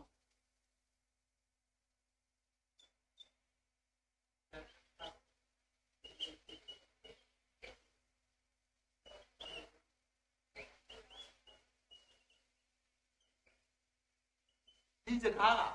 ရှင်ဘောလူတရုပ်ဆောင်တော့သူ့ရဲ့ academy shot ကမေတ္တာအားဖြင့်သာတင့်ကိုတောင်းမှန်တယ်အခုအောနေတိန်ဟာအထက်ကအသုံးမရတဲ့သူအကျဉ်းသားထောင်သားတခင်ပစ္စည်းကိုခိုးပြီးတော့အပြစ်ရှိတဲ့သူနိုင်ငံတော်ကသူ့အကျဉ်းချထားတာဒါပေမဲ့ထောင်ထဲမှာရှင်ဘောလူပြောတဲ့ယေရှုကိုလက်ခံပြီးတဲ့နောက်ကမှာအသုံးဝင်တော်သူဒီစကားသိလာတယ်အသုံးဝင်တော်သူကဲဒီမှာရှိတဲ့ကျွန်တော်တို့အားလုံးဒိုင်းပေါ်မှာရှိတဲ့သူတွေအမှုတော်ဆောင်တွေအသင်းသားတွေကိုမိသားစုအတွက်ကိုအသင်းတော်အတွက်အသုံးဝင်တဲ့သူဖြစ်ရတာဒီစကားအလွန်ပင်လှပတယ်သူ့ရဲ့အသက်ရှင်မှုအသုံးဝင်တော်သူတစ်ချင်းခံတာကြာပြီအသုံးမဝင်ဘူးဘေးတိုက်ပဲကနန်းလိုပဲကောင်းတာလုပ်တာကိုကန့်လန့်နဲ့သိပ်ပြောတာပဲအဲ့အသင်းတော်လူကြီးကအဲ့အသင်းတော်အမျိုးသမီးကသူတို့အသင်းတော်တိုင်းမှာရှိ ကိုဟာခရစ်တော်ကိုယုံကြည်တာအသစ်ဖြစ်မှအသုံးဝင်ပါအသင်းသားဖြစ်ယုံနဲ့နှစ်ချင်းခံယုံနဲ့ကျမ်းစာကြောင်းတက်ယုံနဲ့သင်းဦးဆရာဖြစ်ယုံနဲ့တိတ်ခါတော်ဆရာဖြစ်ယုံနဲ့အသုံးဝင်တဲ့သူဘယ်တော့မှမဖြစ်ဘူးအသုံးဝင်တဲ့သူဖြစ်ချင်ရင်နှုတ်ကပတ်တော်ကိုလိုက်လျှောက်ကျင့်သုံးတာ practical ဘဝမှာလက်တွေ့လိုက်လျှောက်တဲ့သူပဲအသုံးဝင်တယ်ဒီစကားကအော်နေသိမ့်အတွက်သိလှပတဲ့သရုပ်ဆောင်ကိုအသုံးဝင်တော်သူကျွန်တော်အားလုံးအသုံးဝင်တော်သူဖြစ်ရအောင်အခြေခံကိုမိသားစုအတွက်အသုံးဝင်တဲ့စံကုန်ပြီးအလေးမြေကြီးကိုဒုက္ခပေးတဲ့သူမဖြစ်ရအောင်အသုံးဝင်တဲ့သူဖြစ်ချင်တာသူအားလုံးဖြစ်ချင်တယ်တခုပဲလို့နှုတ်ကပတ်တော်ကိုလက်တွေ့လိုက်လျှောက်ကျင့်သုံးကိုလိုက်ချောက်ချင်သည်ဖြစ်စေမလိုက်ချောက်ချင်သည်ဖြစ်စေတရားကပြပြီးဆိုရင်လိုက်လျှောက်ရဒါမှကျွန်တော်အသုံးဝင်တဲ့သူဖြစ်ဒါအောနေတိန်ကသူပြတဲ့ဇက်ရုပ်ကတစ်ချိန်တော့ထောင်ထဲမှာအကျဉ်းသားထောင်သားယေရှုကိုယုံကြည်ပြီးတဲ့အခါမှာအသုံးဝင်တဲ့တစ်ချိန်တော့အသုံးမဝင်တဲ့သူအသုံးဝင်တဲ့သူဖြစ်ဒါကြောင့်ကျွန်တော်တို့အားလုံးဘဝမှာအတိတ်မှာဘလောက်ပဲမှားခဲ့ဒီနေ့ကစပြီးတည်တဲ့အထိဘလောက်နေရမလဲမသိတဲ့ဒုဘဝမှာကျွန်တော်ဟာကျမဟာကိုပြန်ဆက်ကပ်ရအောင်အသုံးဝင်တော်သူဖြစ်ဖို့အသုံးဝင်တော်သူဖြစ်ချင်ရင်နှုတ်ကပတ်တော်ကချမှတ်ထားတာကိုနေ့စဉ်အသက်တာမှာလက်တွေ့လိုက်လျှောက်ကျင့်သုံးဒါအောနေသိပြတယ်သရုပ်ဆောင်ကဲတတရဖြစ်တယ်ဘာ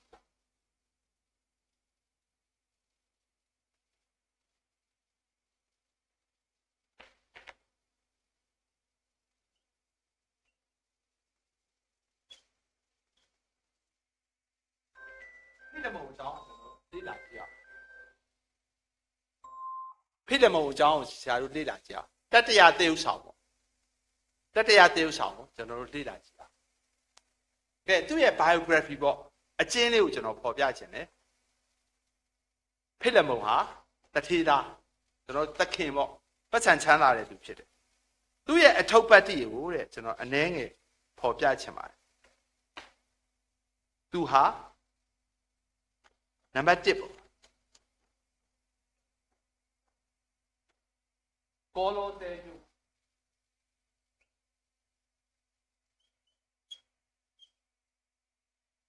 ကနဦးကြောင်းနေတယ်အဲ့မြို့ရဲ့ပထမဦးတော့ကြောင်းနေတယ်ပြီးတော့နံပါတ်2ကောလောသဲမြို့ကိုဧဝံဂေလိတရားယူဆောင်လာနံပါတ်3ကတထေးတာချမ်းသာပုံတယ်ဆိုတော့ကြုံမဟုတ်ဘူးချမ်းသာကြွယ်ပါတချို့ကပြောင်းလဲတာကိုယ်ဝမ်းမြောက်ဖွယ်ရတဲ့ကောင်းကိုကိုမိသားစုကိုလာမပြောဘူးကိုရွာကိုမယူလာဘူးခရိယန်ဖြစ်တာကိုသူများမသိအောင်နေတဲ့သူတွေအများကြီးရှိအဲ့လိုမဟုတ်ဘူး तू ဝမ်းမြောက်ဖွယ်ရတဲ့ကောင်းကိုကုန်တယ်ဆိုတော့လမ်းသွားလမ်းလာရင်လေရှင်ဘောဓုပြောတာကိုပြောင်းလဲပြီးတဲ့အခါမှာ तू ဘာလုပ်လဲ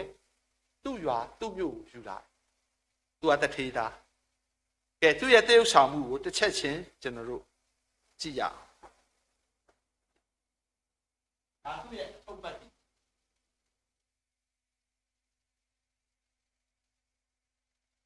နံပါတ်1အနည်း1အနည်း2ဖတ်ကြည့်ရ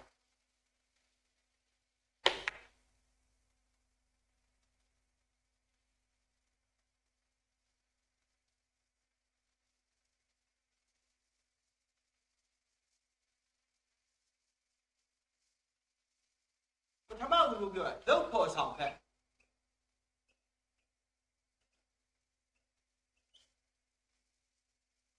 ခန်းကြီး1အငယ်1ကနေ2ကိုဖတ်ရင်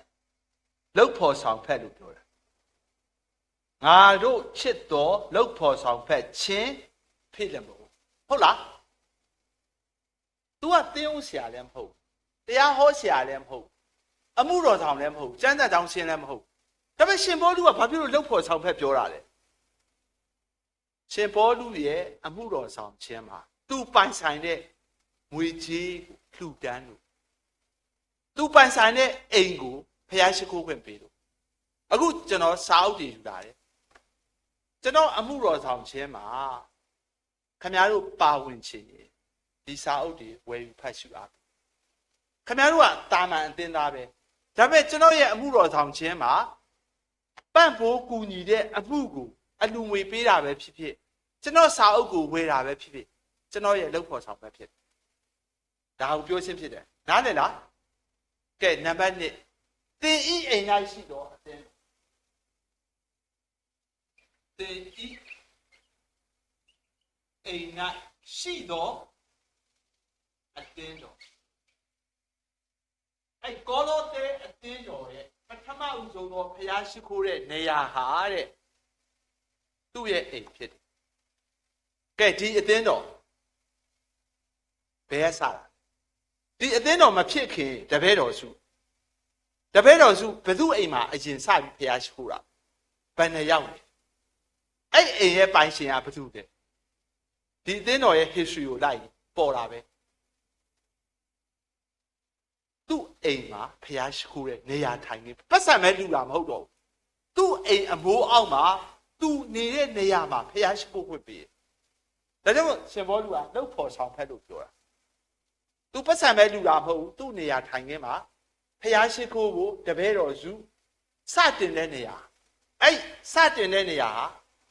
တစ်ချိန်ကြတော့ကောလောသဲအသင်းတော်ရဲ့ပထမဦးဆုံးသောနေရာဖြစ်ဒါပထမတစ်ချက်သူတရုပ်ဆောင်တယ်ကဲဒုတိယတစ်ချက်ကိုကျွန်တော်တို့ကြည့်ရအောင်ခန်းကြီး1အငယ်9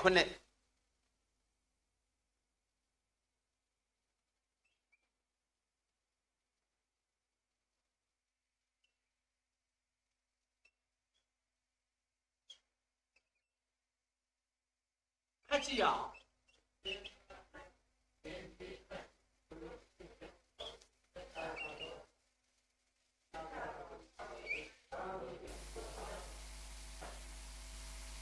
ကဲပထမတော့ तू ကရှင်ဘောလူကသူ့ကိုဘာသူပြောတယ်လှုပ်ဖော်ဆောင်ဖက်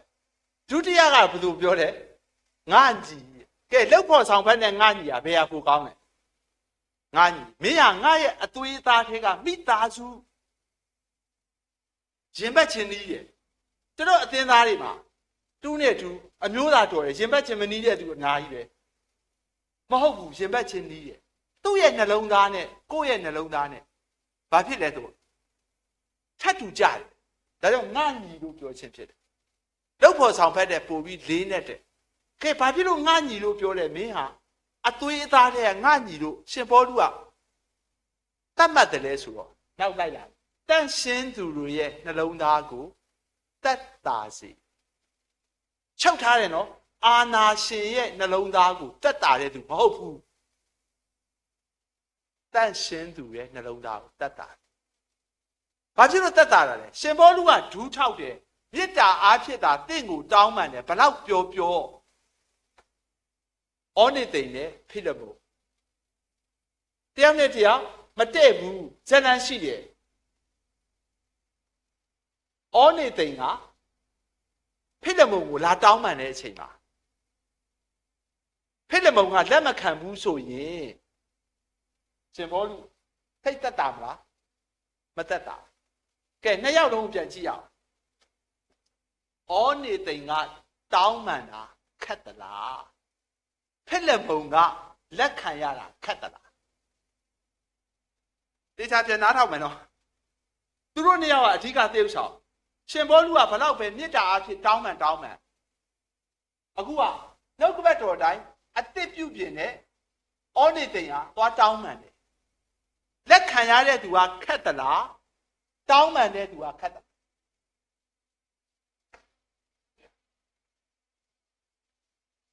နှစ်ယောက်လုံးတော့ဘာဖြစ်လဲဂျူတီတွေရှိတယ်တာဝန်တွေရှိတယ်လောက်ရတာတွေရှိတယ်ဒါပေမဲ့ဘယ်သူကပိုခက်တယ်လဲလက်ခံရတာပိုခက်တယ်တောင်းပန်တယ်ဆိုတာမှားလောက်ထားလို့တောင်းပန်တာလေ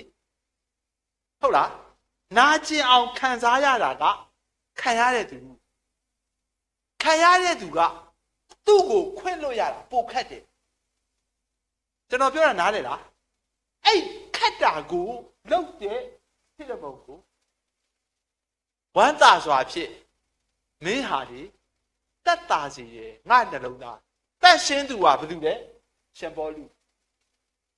အခုကျွန်တော်တို့ပတ်ဝန်းကျင်မှာမကောင်းတဲ့သူတွေကိုစိတ်သက်သာတဲ့သူတွေအများကြီးပဲအဲ့လိုမျိုးမဟုတ်ဘူးအဲ့ဒါစာတန်လူတွေစိတ်သက်သာအောင်လုပ်တဲ့လူတွေမဖြစ်ရအောင်ကောင်းတဲ့သူတွေတန်ရှင်းသူတွေကိုစိတ်သက်သာအောင်အသက်ရှင်ပြတဲ့သူတွေဖြစ်ရအောင်အခုလူတစ်ယောက်နဲ့တစ်ယောက်စကားပြောရင်အရသာထွက်တယ်ကျွန်တော်ဒီအသင်းတော်ပထမအဆုံးရောက်တယ်ကျွန်တော်သိတဲ့လူလည်းရှိတယ်မသိတဲ့လူလည်းရှိသိတဲ့လူတွေကကျွန်တော်ကိုပြောတယ်ဆရာဒါကျမ်းစာသင်တာလည်းကောင်းတယ်နားလည်အောင်ပြောနိုင်တယ်ပြီးတော့ဗာဖြစ်တယ်စာရေးတာလည်းဆရာစာတွေလည်းကောင်းတယ်တရားဟောတာလည်းကောင်းတယ်ကျွန်တော်မှရှိတဲ့အရေးအချင်းထက်အဲ့လူကပို့ပြောတယ်ဆိုရင်လူတိုင်းကကြိုက်တယ်ဒါပေမဲ့အဲ့ဒါအချိုတွေပဲပြောတဲ့အတွက်ကျွန်တော်စီးကြိုတက်ပြီတတိထားခင်ဗျားကကောင်းတာကိုများများပြောတဲ့လူနဲ့တွေ့ရင်ကိုတတိပေးသူပြောတာတော့ကောင်းတယ်နားထောင်လို့လည်းကောင်းတယ်ဒါပေမဲ့မင်းစီးကြိုတက်နေပြီဆိုတာမမေ့နဲ့တချို့လူတွေကလေလိုအပ်တာတဲ့ပို့ချီးမွမ်းတယ်အဲ့ဒါမကောင်းဘူးယောဂဖြစ်စေနားထောင်တဲ့သူတွေကမှန်တက်လာတယ်လက်မထောင်လာတယ်ငါတကောကောလာတယ်ဖះမကြိုက်တဲ့အသက်တာဖြစ်လာတယ်မာနထောင်လာတယ်တချို့လူတွေကအဲ့လိုမဟုတ်ဘူးနော်စကားပြောရင်ဒုတ်ထိုးဦးပေါ့ပြောလိုက်တစ်ချက်ပဲတစ်ခွန်းပဲတစ်သက်လုံးနာတယ်ခါတယ်ဒါပေမဲ့ပြန်စဉ်းစားကြည့်သူပြောတာငါဘဝမှာတကယ်ဖြစ်သလားဖြစ်တယ်ဆိုရင်ပြန်ပြုတ်ပြီးအဲ့အခါကတန်ဖိုးရှိတယ်ကျမ်းမာတဲ့သူအားလုံးကအခါဆေးတောက်လာတယ်ခါလာတယ်ပဲအခုကျွန်တော်တို့စီးကြိုတွေအများကြီးဖြစ်တာအချိုတွေအများကြီးစားလို့ဆရာဝန်တယောက်ကကျွန်တော်ပြောတယ်ပြတ်တော်နဲ့အသက်လည်းကြီးလာပြီတဲ့ကြိုက်တာတွေမစားနဲ့တဲ့မကြိုက်တာတွေစားတယ်ဓာတ်ကခန္ဓာကိုယ်ရဲ့ဓာတ်ကချို့တဲ့အခုကျွန်တော်တို့ကြက်ဟင်္ကာသီးဆိုမစားဘဲနဲ့ဘိုက်ပြည့်ခြင်းခါလာမကြိုက်ဘူးဝက်သားဆိုရင်စားတာဘိုက်ပြည့်နေပြီရှာမရက်ချင်ဘူးကျွန်တော်ခန္ဓာကိုယ်ထဲမှာမမျှတတဲ့ဓာတ်တွေဖြစ်တဲ့အတွက်ကြိုက်တာတွေမစားတော့နဲ့တဲ့အသက်ကြီးလာမကြိုက်တာတွေပြန်စားအဲ့ဒါဆိုကျမ်းမာတဲ့ခန္ဓာကိုယ်ဖြစ်ဒါဆရာဝန်တယောက်ရဲ့ကောက်ချက်ပေါ့ကျွန်တော်တို့ဟာလူတယောက်နဲ့တယောက်ပေါင်းရင်အရသာထွက်တယ်အဲ့အရသာဟာ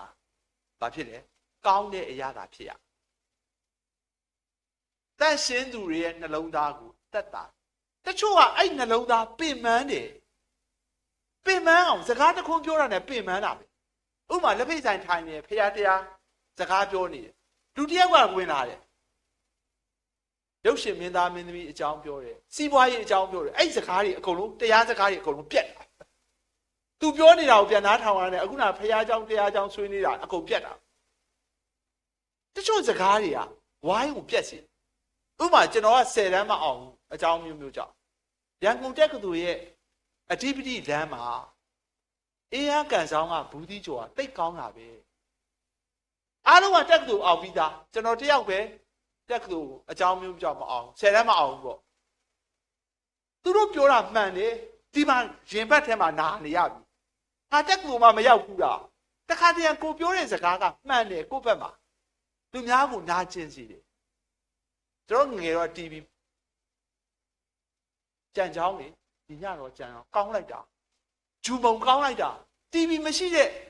မိသားစုကအဲ့ဝိုင်းထဲမှာပါရင်ဝမ်းနေပြီပေါ့ကိုယ့်ဘက်ကတော့မှန်တယ်သူများဘက်ကစိတ်ပင်ပန်းစေတဲ့သူရှိလားအဲ့လိုမျိုးခံရဘူးလားမခံရဘူးဆိုမင်းကပြောတဲ့သူပဲဖြစ်ပဲလူတိုင်းကခံရဘူးတဲ့အဲ့ဒါဆိုအမြဲတမ်းအမှတ်ရအဲ့ဒါမပြောပါနဲ့ကျွန်တော်မိသားစုအကြောင်းပဲပြောကြည့်ရလူများအကြောင်းမပြောတော့ကျွန်တော်မိန်းမနဲ့ကျွန်တော်အိမ်တော်ကြားခါကကျွန်တော်အိမ်ငှားနေရကျွန်တော်မိန်းမလစာ6000ကျွန်တော်က3000အိမ်သားက6000ဒီ3000နဲ့ပဲတလားကြော်ဖြတ်ရမိန်းမရေးသွားတာနည်းနည်းစိတ်ပင်ပန်းတာဘာဖြစ်လို့လဲသူ့ယောက်ျားအလူငွေအများကြီးမရဘူးအခုတော့နည်းနည်းရလာတော့ စာအုပ်တွေပါရောင်းရလို့ဟိုတော့ဆိုဆရာပေါက်စကျမ်းစာကြောင်းတက်ကစားသူကအများကြီးမရဘူးသူ့ယောက်ျားပေးတဲ့ပတ်စံကလည်းဈေးဘိုးကကာဗာမဖြစ်ဘူးသူတခါပြောတယ်ငါဈေးသွားရတယ်တိုက်ပွဲတစ်ခုတက်ရတယ်လို့ရှိတဲ့ပတ်စံနဲ့ဝယ်ချပါအမှုန်မဖြစ်ဘူးဒီတစ်ခါလောက်ဈေးသွားကြည့်သွားမယ်ဒါဆိုငါတို့ဈေးမသွားခင်ပတ်စံကုန်တက်တာအောင်မဟုတ်ရင်ကမဝယ်စားဘူးဈေးမှာထမင်းကြုံနဲ့ထမင်းစားရထမင်းကြမ်းလေးနဲ့စားပြီးတော့ထွက်တဲ့အခါမှာကျွန်တော်သွားမယ်လို့သူကလည်းစိတ်မချနေကတခါမှဈေးမသွားဘူးဆိုတော့ငါလိုက်ရပြီကဲလိုက်ချင်လဲလိုက်ရှင်းနာတော့ကျွန်တော်ထွက်လမ်းလူတွေကဈေးရပြန်လာပြီလေကျွန်တော်တို့ကဘိုက်ဖြစ်ပြီးမှသွားတယ်ဆိုတော့ကျွန်တော်နှုတ်ဆက်မင်းတို့ဘယ်ကပြန်လာလဲဆရာဈေးရပြန်လာတယ်ဈေးရပြန်လာကျွန်တော်ထပ်ပြီးဘာအသားငါးတွေပေါ်တယ်လေအဲ့မိမကကျွန်တော်ပြောဆရာရဲ့မြန်မာပြည်မှာတက်ပြီးတော့ပြန်ကြတာဆိုလို့လေရင်ပြန်ပဲရှိတယ်ကုံစင်းလုံးနေရာတော့တက်မှာပဲအဲ့ချိန်မှာကျွန်တော်မိမကျွန်တော်ရှုနေရာတင်းဦးဆရာဖြစ်ရှာရှိရေဘာဖြစ်လို့လဲဈေးရပြန်လာပြီးသားဆိုလုံလောက်ပြီဘာအသားငါးတွေပေါ်တယ်လေနေသွားပြီးတော့သူပြောတဲ့စကားမင်းကောတူတူနဲ့သူလည်းမျက်နှာပြက်တယ်ငါတို့အမေတွေအားတဲ့နေ့တိုင်းဈေးသွားရင်စက်သားကွက်သားဘာဖြစ်လဲအမဲသားနေ့တိုင်းဝယ်ရတာမဟုတ်ဘူးတခါတည်းငပိရီတို့စရာနဲ့ကုတ်ချောင်းပြန်လာတဲ့အချိန်မှာနေသွားပြီးတော့သူအသက်ရှူချက်ပြီးပြီကျွန်တော်လည်းပြန်ပြောတယ်ငါပထမဦးဆုံးဈေးသွားဝယ်တော့ငါအိတ်ထဲကပတ်စံတယ်တွက်ချက်တာဘယ်ဈေးဝယ်ရင်ဘယ်လိုရမလဲဘယ်ဈေးတွေကဈေးကြရင်ငါဈေးချူတာဝယ်မယ်ငါအုံနောက်ကတွက်ချက်တာအဲ့ဒါနေ့အပိုင်းနေ့စကားတခွန်းอ่ะအိမ်ရှင်မကိုခက်ခဲစီစိတ်ကိုပင်ပန်းစီကိုယ့်ဘက်ကတော့မှန်နေတယ်နော်သူ့ဘက်ကဒုက္ခရောက်နေတာကိုကမသိအဲ့လိုမျိုးစကားတခွန်းဟာလူတစ်ပါးကိုအသက်ရှူကျက်စီသူတစ်ပါးကိုပင်ပန်းစီတော့တငယ်ချင်းတွေခီးတစ်ခုသွားတယ်ဖုန်းလာကျွန်တော်ဖုန်းမဟုတ်တငယ်ချင်းဖုန်းတော့မိတိုင်လိုက်တယ်ဆရာတဲ့အဲ့နာမည်ပေါ်နေသူဟာဘာဖြစ်လဲကျွန်တော်စိတ်ကိုပင်ပန်းအောင်လုပ်တဲ့သူဖြစ်တဲ့အတွက်ကျွန်တော်မကင်တော့ဘူးကျွန်တော်တငယ်ချင်းတွေချို့ပါရှိတယ်ဟာပင်ပန်းအောင်စကားပြောတယ်ဒါကြောင့်ကျွန်တော်တို့အားလို့တန့်ရှင်းသူတွေရဲ့နှလုံးသားကိုတက်တာအောင်လုပ်တဲ့ဖြစ်တယ်မို့လှတယ်အဓိကတရုပ်ဆောင်၃ယောက်မှာအဓိက point ရှိတယ်ရှင်ဘောလူကတော့မေတ္တာအားဖြစ်တာတင့်ကိုတောင်းတယ်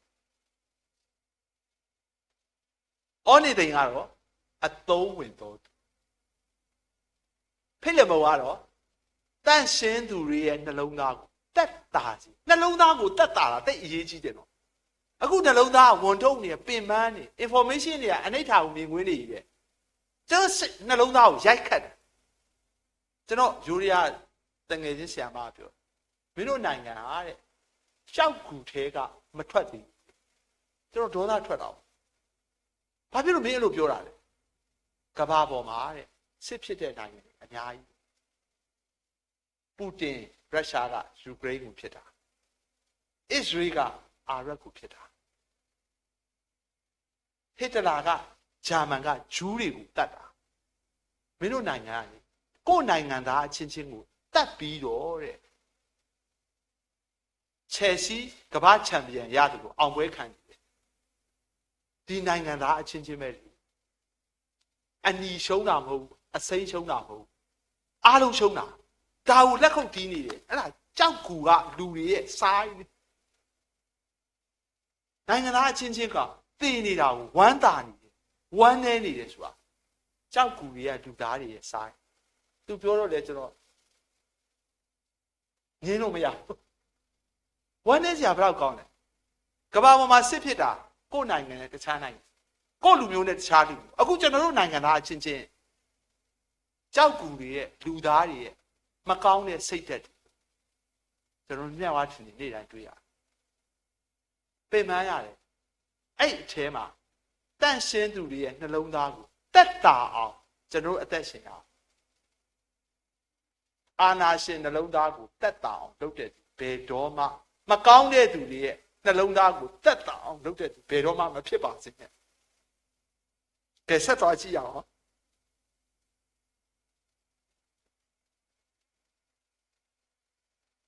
ဖိလမုန်ရဲ့အားနည်းချက်သူ့ရဲ့အားနည်းချက်ကျွန်တော်ပြောချင်သူကတထေးဖြစ်တယ်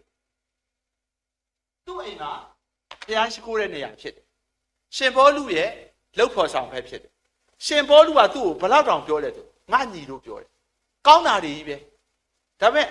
ဒီစာဆောင်ဖြစ်လာတဲ့အဓိကတရုပ်ဆောင်ပါဖြစ်တယ်မို့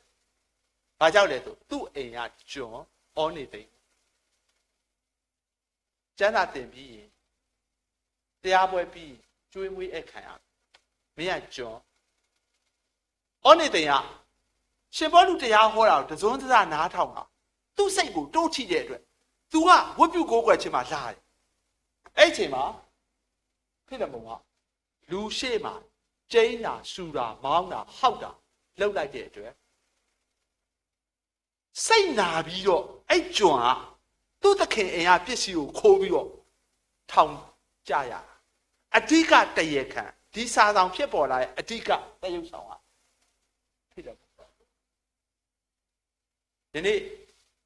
line ပေါ်မှာကျွန်တော်တို့ ਨੇ ဝေးဝေးပဲသိတယ်အနိကမပေါင်းဘူးဆရာကြီးတချို့တော့အားလုံးမဟုတ်ဘူး line ပေါ်မှာဒေါင်းနဲ့တူတယ်လှနေအောင်ဒေါင်းတွေ့ဘူးလားလှနေအောင်တရုပ်ဆောင်ပြတယ်ဒါပေမဲ့သူတို့ရဲ့အိမ်မှာသူတို့ရဲ့အတွင်းမှာသူတို့ရဲ့နှိပ်ကြတဲ့ driver တွေအိမ်ဖော်တွေကိုခြေတော်တင်ဒါမြန်မာပြည်မှာတကယ်ကိုရှိတယ်တချို့ဆရာကြီးကအဝေးရကြည့်သိလားဖြစ်လို့မဟုတ်ဘူးပတ်စံလည်းရှိတယ်ပတ်စံရှိတဲ့သူရဲ့စကားပို့အောင်တယ်ဘာကြောင့်လဲဆိုတော့ပတ်စံဆိုတာဒုတိယဖရာသူ့ကြုံကိုသူနင်းလိုက်တဲ့အမားတစ်ခုဟာဒီစာဆောင်ကိုဖြစ်ပေါ်စေဒါသူ့ရဲ့အားနည်းချက်မြန်မာပြည်မှာနာမည်ကြီးတဲ့ဆရာအချို့တော့အားလုံးမဟုတ်အဝေးမှာတော့လှတယ်ဒေါင်းလိုပဲကလိုက်သူ့အတွင်းထဲကအနီးကပ်လူတွေကသူ့နာကျင်အောင်ဆူးတွေလုပ်တဲ့အတွက်အခု line ပေါ်မှာတစ်ချိန်တော့သူ့တစ်ဖက်က line ပေါ်မှာသူ့ဆရာကိုအာခံပြီးကျွန်တော်ကတော့ line ပေါ်မှာပြောနေတဲ့ကိစ္စအားလုံးဟာဖျားရှုံချစရာတတိရှိရင်သူ့နဲ့ပဲသွားရှင်းပါ line ပေါ်မှာတက်ပြီးတော့ပြောတာဗုဒ္ဓဘာသာနိုင်ငံမှာခရစ်ယာန်လူနည်းစုဆက်เสียကောင်းတယ်ဆိုတာကိုကျွန်တော်ခံစားရတယ်ဒါပေမဲ့ကျွန်တော်တို့အားလုံးနာမည်ကြီးတဲ့လူတွေဥဆောင်တဲ့သူတွေဖြစ်လာရင်ဖိလမုန်ကဲ့သို့အမှားမကျူးလွန်ပြီးပါစေကဲကျွန်တော်ဒီနေ့နှစ်သစ်မှာနောက်ဆုံးသော2026ခုနှစ်နေ့ရောက် report တင်ကောင်းတဲ့ result ဂုဏ်ထူးအနည်းဆုံးတော့အောင်မဲ့ရဖို့မော်ရှင်နဲ့တက်လာတဲ့အလူတွေမဖြစ်ဘူးနံပါတ်1ဖရာသခင်နဲ့အတူသွားတဲ့ဖရာနံပါတ်2နှုတ်ကပတ်တော်အတိုင်းအသက်ရှင်တဲ့သူဖြစ်အောင်အဲ့ဒါမှကျွန်တော်တို့နှစ်သက်မှာကောင်းကြီးမင်္ဂလာအသက်ရကဲဒီစာဆောင်မှာကျမ်းစာရဲ့စာဆောင်တစ်ခုကိုဒီနေ့လေ့လာတယ်ဘယ်စာဆောင်လဲဖိလမုန်မှာတရုတ်ဆောင်3ခုရှိတယ်3ယောက်ရှိတယ်တရုတ်ဆောင်တွေမှာအားနည်းချက်အားသာချက်ရှိတယ်ရှင်ဘောလူကလွယ်လို့ဒီနေရာမှာအဓိကအကယ်ဒမီတရုတ်ဆောင်3ယောက်ရဲ့အဓိက point ပြန်ပြောကြည့်အောင်ကဲရှင်ဘောလူရဲ့အဓိကတရုတ်ဆောင်တာဘာလဲရှင်ဘောလူတရုတ်ဆောင်ပြတာဘာလဲမေတ္တာအားဖြင့်သာတင့်ကိုတောင်းပန်ဒါကသူတော်စင်တွေပဲလုပ်တဲ့အလုပ်မှားရင်တောင်းပန်ပါလူပိတာတယ်မှားပြီးတော့မတောင်းပန်ရင်လူရုပ်မှာဖြစ်တယ်မမားပဲနဲ့တောင်းပန်ရင်သူတော်စင်ဖြစ်တယ်ကျွန်တော်အားလုံးလူရုပ်မှာစင်းထဲမှာတယောက်မှမပါဘူးအားလုံးသဘောတူလားမှားရင်တောင်းပန်တဲ့လူပိသားတဲ့စင်းထဲမှာပါနေတယ်တဆင့်တိုးရအောင်ဒီကျမ်းစာသင်ပြီး သူတော်စင်ဖြစ်အောင်သူများကြည်ညိုလေးစားအောင်မမားပဲနဲ့မေတ္တာအဖြစ်ဒူးထောက်တဲ့ခေါင်းငုပ်တဲ့တောင်းပန်တဲ့အကျင့်ကိုဘဝတစ်လျှောက်လုံးကျင့်သုံးရအောင်ဒုတိယဩနိသိရဲ့တရုပ်ဆောင်မှုကဘာလဲအသုံးဝင်တော်သူအသင်းတော်ဘောင်ဝင်ပြီးတာနဲ့လူတစ်ယောက်ကအသုံးဝင်တော်သူဖြစ်ရတိတ်လာတယ်ဒီစကားတူတူလေးပဲ तू ကထောင်ထွက်အတိတ်မှာအမားကြီးအများကြီးကျွန်းခဲ့တယ်သူများရဲ့ဇတွေးခွက်ထဲမှာကျွန်လည်းဖြစ်နေပြန်တယ်ပြောလို့လည်းပိုကောင်းတယ်ဒါပေမဲ့ तू ပြောင်းနေတယ်အသင်းတော်ဘောင်ဝင်ုံနဲ့မဟုတ်ဘူးနော်သူ့ရဲ့ light ကအသုံးဝင်တော်သူနှုတ်ကပတ်တော်တိုင်းလိုက်လျှောက်တဲ့ဖြစ်ရအောင်တတရဖိလမုန်တန်ရှင်းသူတွေရဲ့နှလုံးသားကိုတက်တာစေတဲ့ကဲတရုတ်ဆောင်၃ယောက်တွေ့ရပြီဒီစာဆောင်ကခန်းကြီး1အငယ်1ကနေ25ဒီညမှာကျွန်တော်ပြီးအောင်ဖတ်တာမလို့ချင်းနိုင်ဝက်လောက်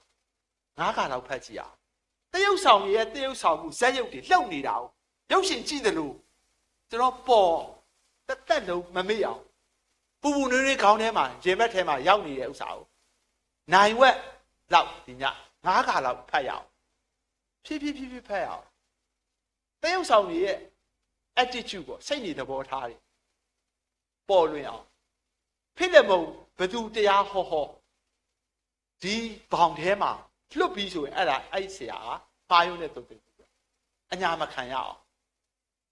ကဲကျွန်တော်မေးခွန်းတစ်ခုမေးတော့မယ်ခင်ဗျားတို့ဘယ်တရုတ်ဆောင်ဖြစ်ချင်လဲရှိတ်စပီယာတော့လောကတရုတ်ဆောင်ပါလူတိုင်းကဇက်ရုပ်ပဲတရုတ်ဆောင်နေရတယ်ဘယ်တရုတ်ဆောင်ဖြစ်ချင်လဲဖြစ်ချင်တာကိုပြောတာနော်အခုကျွန်တော်ရှင်းပြတဲ့တရုတ်ဆောင်၃ယောက်ရှိတယ်ရှင်ဘောလူဩနေသိဖိလမုန်ကိုယ့်ကိုစဉ်းစားကြည့်အောင်9မိနစ်လောက်ဘယ်တရုတ်ဆောင်ဖြစ်ချင်တာဖြစ်နေတာကိုပြောတာမဟုတ်နော်ကိုဖြစ်ချင်တဲ့တရုတ်ဆောင်ကဘယ်တရုတ်ဆောင်ဒီနေရာမှာကျွန်တော်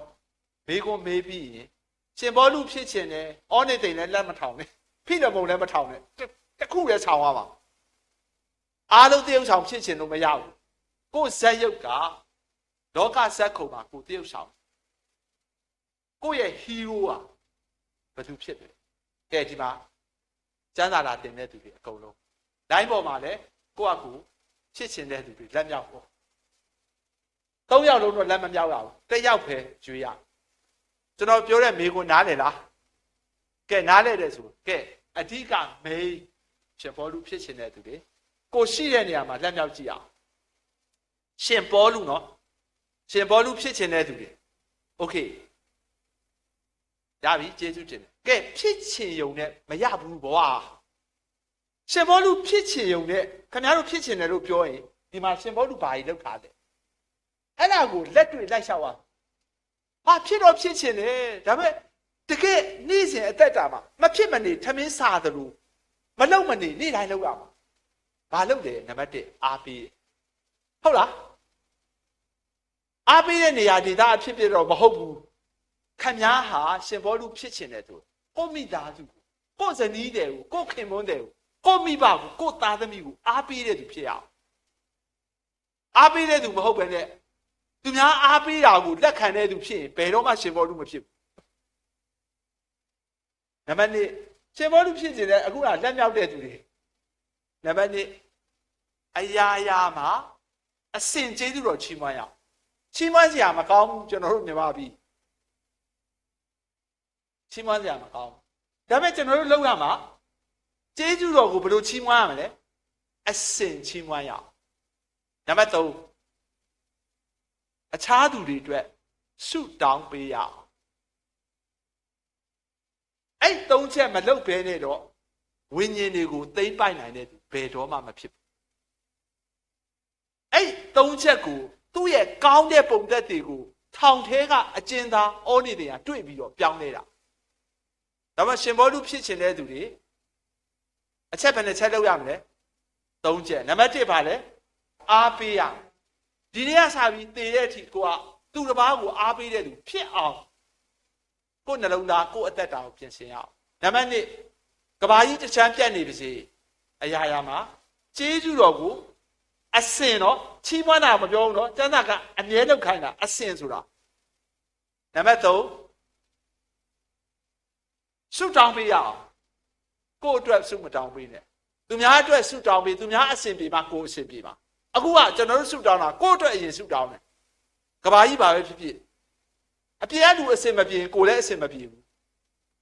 အများအတွက်ဆုတောင်းပေးအဲ့ဒါဆိုရင်မင်းဘဝထဲမှာခက်ခဲနေပြီမဲ့လှပတဲ့ပလဲဆိုတာထွက်လာတယ်လှပတဲ့ဝိညာဉ်တွေကိုသိမ့်ပိုက်နိုင်တဲ့သူဖြစ်တယ်ဒါပထမဇာတ်ရုပ်ကဲဒုတိယဩနေသိဖြစ်ခြင်းတဲ့သူဩနေသိရှင်ဘောလူလည်းထောင်ဩနေသိလည်းထောင်လို့မရအောင်နော်ဩနေသိဖြစ်ခြင်းတဲ့သူကဲအန်တီတယောက်ပဲရှိတယ်မြင့်မြင့်ထောင်လေဩနေသိဖြစ်ခြင်းတဲ့အသုံးဝင်တော့ तू ကတခွက်ပဲနော်တစ်ချက်ပဲဒါပေမဲ့သိလာတယ်တစ်ချက်ပဲအသုံးဝင်တဲ့သူဖြစ်ချင်နှုတ်ကပတ်တော်ကိုနေ့စဉ်လက်တွေ့လိုက်လျှောက်ကျင့်တော့အဲ့တခုကလည်းလို့ဘာမှလုပ်လို့မရဘူးနှုတ်ကပတ်တော်ကိုမလိုက်လျှောက်ဘဲနဲ့တော့ဩနေသိဘဝဘယ်သူမှမရအခုနလက်မြောက်တဲ့သူတွေအားလုံးဒီနေ့ကစပြီးဖျားချမှတ်ထားတဲ့ original meaning ကိုပြောတာနော်လိုက်လျှောက်ရအောင်လိုက်လျှောက်တဲ့သူပဲတပည့်အစ်စ်ဖြစ်တယ်ယောဟန်ခန်းကြီး8အငယ်31ယေရှုကတဲ့သင်တို့ဒီငါ့ဒေသနာ၌တည်ရင်ငါတပည့်အစ်စ်ဖြစ်တယ်ကဲတတရအဓိကတရုပ်ဆောင်ဖိလမုန်ကဲဖိလမုန်ဖြစ်ခြင်းနဲ့ကဲမထောင်တဲ့သူတွေလည်းရှိတယ်မင်းတို့ကဘာဖြစ်ခြင်းလဲဘာမဖြစ်ခြင်းအားလုံးမထောင်ဘူးလေကျမ်းစာသင်တာတရုပ်ဆောင်3ယောက်ပဲရှိတယ်နောက်တရုပ်ဆောင်မရှိဘူးကဲဖိလမုန်ဖြစ်ခြင်းတဲ့သူကတထေးနဲ့သာသနာပြုတာဟုတ်လားဒါဆိုရင်ခင်ဗျားတို့လက်ထောင်တဲ့သူတွေအကုန်လုံးပေါ့တကယ်ဖျားအလုပ်ကိုရွရွချွန်ချွန်ဘာဖြစ်လဲရိုးသားစွာလှုပ်ဆောင်တဲ့သူတွေရဲ့လုပ်ငန်းတိုင်းမှာခင်ဗျားလှုပ်ဖို့ဆောင်ဖက်ဖြစ်အောင်ပံ့ပိုးကူရအတုအယောင်ဆရာတွေကိုသွားပြီးတော့အတူဝင်မပေးနဲ့အစိတ်ပင်ရေလောင်းတာပဲတကယ်ဖျားကိုချစ်ပြီးတော့လှုပ်ဆောင်တဲ့နာမည်ကြီးသည်ဖြစ်စေမကြီးသည်ဖြစ်စေခင်ဗျားပိုင်ဆိုင်တဲ့ရုပ်ဝတ္ထုဖြစ်စီကိုလှူဒန်းရအောင်နောက်တစ်ခုကတော့စကားပြောရင်ရှင်းချင်ပါကိုယ်နှုတ်စကားကနှလုံးသားကိုပင်ပန်းစေတတ်တယ်တန့်ရှင်းသူတွေရဲ့နှလုံးသားကိုတက်တာအောင်လုပ်တဲ့သူဖြစ်ရအောင်သူ့ရဲ့အားနည်းချက်တစ်ခုရှိတယ်ခင်ဗျားအမှုတော်ဆောင်ဖြစ်လို့ဖိလမုန်ကြွေးရင်ခင်ဗျားဟာတတိထားပါတောင်းမဖြစ်ပါစေနောက်ကတော့ဖင်ဟောင်းလောင်းမလုပ်ပါနဲ့တတိထားပါအမှုတော်ဆောင်တွေရဲ့အတွင်းစီးမှာတော့သူ့လိုပဲကျူးလွန်ခဲ့တယ်ဒါဖြစ်ချင်တဲ့တရုပ်ဆောင်နော်ဖိလမုန်ဖြစ်ချင်တယ်ရှင်ဘောလူဖြစ်ချင်တယ်ဩနိသိဖြစ်ချင်ကဲနောက်မေးခွန်းတစ်ခုထပ်မေးရအောင်ခင်ဗျားဖြစ်နေတဲ့တရုပ်ဆောင်ဟာဘယ်တရုပ်ဆောင်လဲအခုနဖြစ်ချင်တာကိုပြောတာနော်အခုကနေတဲ့ဇက်ရုပ်ကဇက်ခုံပေါ်မှာလူတိုင်းဟာတရုပ်ဆောင်နေရခင်ဗျားဖြစ်နေတဲ့တရုပ်ဆောင်ကဘယ်လိုလဲဒီထဲမှာမပါသေးဘူးလားဒါဆိုရင်တရုပ်ဆရာကြီးရဲ့တပည့်လူဖြစ်နေတာနောင်တမရတဲ့လူဆိုးလက်ဝါးကတ်တိုင်းကဲကျွန်တော်တို့အားလုံးမေးကြမေးကောရေးရအောင်7မိနစ်လောက်နောက်ခေါင်းစဉ်တစ်ခုတစ်ချိန်ပြန်ရေးရအောင်အခုကတော့တက်တစ်ပဲတော့နောက်တစ်ချိန်နောက်တစ်ခေါင်းစဉ်ပါမသွားခင်ခင်ဗျားတို့ဒီနေ့ဖိလမုန်ဩဝါဒစာမှာတခန့်မဲ့ရှိတယ်တရုပ်ဆောင်3ယောက်တရုပ်ဆောင်အဲ့တရုပ်ဆောင်ရဲ့ဇက်ရုပ်တွေရုပ်ရှင်ကြည့်တယ်လို့ပဲပေါ်လာတယ်ဟုတ်လားပေါ်လာတယ်အဲ့တရုပ်ဆောင်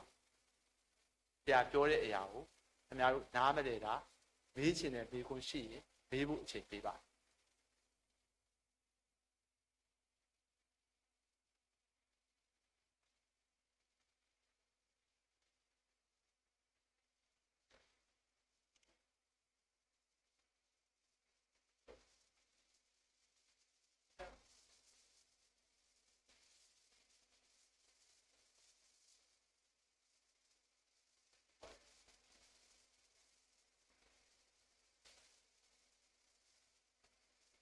ဟုတ်ကဲ့ပါဟုတ်ပါတယ်ဆရာကျေးဇူးတင်ပါတယ်ရှင်ပေါလုရဲ့လိုက်တစ်ခုလုံးကိုကျွန်တော်တို့လေ့လာနေတာမဟုတ်ဘူးဒီစာဆောင်တစ်ခုမှာသူတရုပ်ဆောင်ပြလာတယ်သူ့ရဲ့လိုက်ကဆရာပြောသလိုအများကြီးရှိတယ်သူ့ရဲ့အဓိက main ဟာတော့တဲ့ဖိလိပ္ပိ4:73ငါ့ကိုခွန်အားနှင့်ပြည့်စုံတော်ခရစ်တော်အားဖြင့်ခတ်သိမ်းသောအမှုကိုငါတတ်နိုင်သူ့ရဲ့ဆောင်ဖို့ပဲငါသိရင်အသက်ရှင်ဖို့အကျိုးရှိသိရင်ကတာ၍အကျိုးရှိသူ့ရဲ့ဘဝတစ်ခုလုံးကပြောင်းလဲပြီးတဲ့နောက်ပိုင်းမှာသာသနာကိုပြန့်ဖို့ကဘာပေါ်မှာလေခရစ်တော်သာသနာကိုအပြန့်ဆုံးလှုပ်ဆောင်တဲ့သူဟာရှင်ပေါလုဖြစ်တယ်ကဘာခေါင်းဆောင်ကြီးလူတွေရဲ့နှလုံးသားကိုလွှမ်းမိုးတဲ့အဖွဲတစ်ဖွဲကစရင်ထုတ်ပြန်သခင်ယေရှုကိုထိတ်မှမထားဘူးသခင်ယေရှုရဲ့ထိတ်မှာဘယ်သူရောက်လဲရှင်ပေါလုရောက်တယ်ဟာဘာဖြစ်လို့လဲသူ့ဆရာကိုဂျီးဇက်ဆိုဘာလို့ထိတ်ဆုံးမထားလဲသူ့အဖွဲကသာသနာကိုပိုပြတ်အောင်လုပ်တဲ့သူဟာရှင်ပေါလုဖြစ်တယ်ဂျီးဇက်ဆိုသူ့ရဲ့တရားတွေကို foundation ပဲဖြစ်တယ်ပြတ်အောင်အများကြီးရှင်ပေါလုကဲ့သို့မလုပ်နိုင်ဒါပေမဲ့ရှင်ပေါလုဟာအခုကျွန်တော်တို့လေ့လာနေတာဖိလမုန်ရဲ့တကွက်သေးပေါ့တရုပ်ဆောင်မှုကိုလေ့လာခြင်းပဲဖြစ်တယ်ဆရာပြောသလိုပေါ့ရှင်ပေါလုရဲ့ light တစ်ခုလုံးပြောင်းလဲပြီးဓမ္မသက်လမ်းကနေစပြောင်းလဲပြီးတော့သာသနာကိုနောက်ဆုံးထွက်တဲ့အထိလုပ်တဲ့ခါတော့အခြားအရာတွေတော့သူ့ရဲ့အရေးအချင်းတွေတော့အများကြီးရှိပါတယ်သူကပညာတတ်ဖြစ်စာဆောင်တွေလည်းအများကြီးရေးနိုင်ဒါကြောင့်မို့ကျွန်တော်တို့အခုလေ့လာနေတာကတော့ဖိလမုန်တကွက်လေးကိုကွက်ပြီးလေ့လာတာအခုဆရာပြောတဲ့ဥစ္စာတော့ရှင်ပေါလုရဲ့ light တစ်ခုလုံးကိုလေ့လာရင်တော့အများကြီးရှိတယ်အဓိကဆောင်ဖို့ကတော့ငါ့ကိုခေါ်အားနေပြည့်စုံတော့ခရစ်တော်အားခတ်သိမ်းသောအမှုဆိုအဲ့ခတ်သိမ်းသောအမှုကတစ်ခုနှစ်ခုသုံးခုလေးခုမဟုတ်အကုန်လုံးကငါတတ်နိုင်ကျေးဇူးတင်ပါတယ်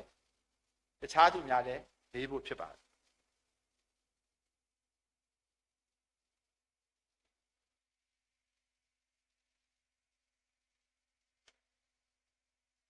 ကဲဒါဆိုလို့ရှိရင်မေးမဲ့သူမရှိတော့ဘူးဆိုအားလုံးနားလည်မယ်โอเคလား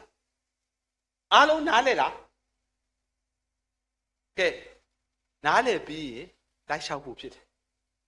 ဟုတ်လားလိုက်လျှောက်တော့အိုမခေလို့မရဘူးကဲငါကျွန်တော်တို့အားလုံး10 minute break လုပ်ရအောင် break လုပ်ပြီးတော့နောက်ခေါင်းစဉ်တစ်ခုသွားရအောင်ကျွန်တော်တို့ရဲ့ခေါင်းစဉ်ဟာနောက်ဆုံး2026ခုနှစ်နောက်ဆုံးသောရက် report တင်ဂုဏ်ထူးထွက်အောင်ကျွန်တော်တစ်နှစ်လုံးရှောက်မဲ့ခရီးစဉ်မှာနံပါတ်1ခေါင်းစဉ်ကဘုရားသခင်နဲ့အတူသွားလာတော်သူနံပါတ်2နှုတ်ကပတ်တော်အတိုင်း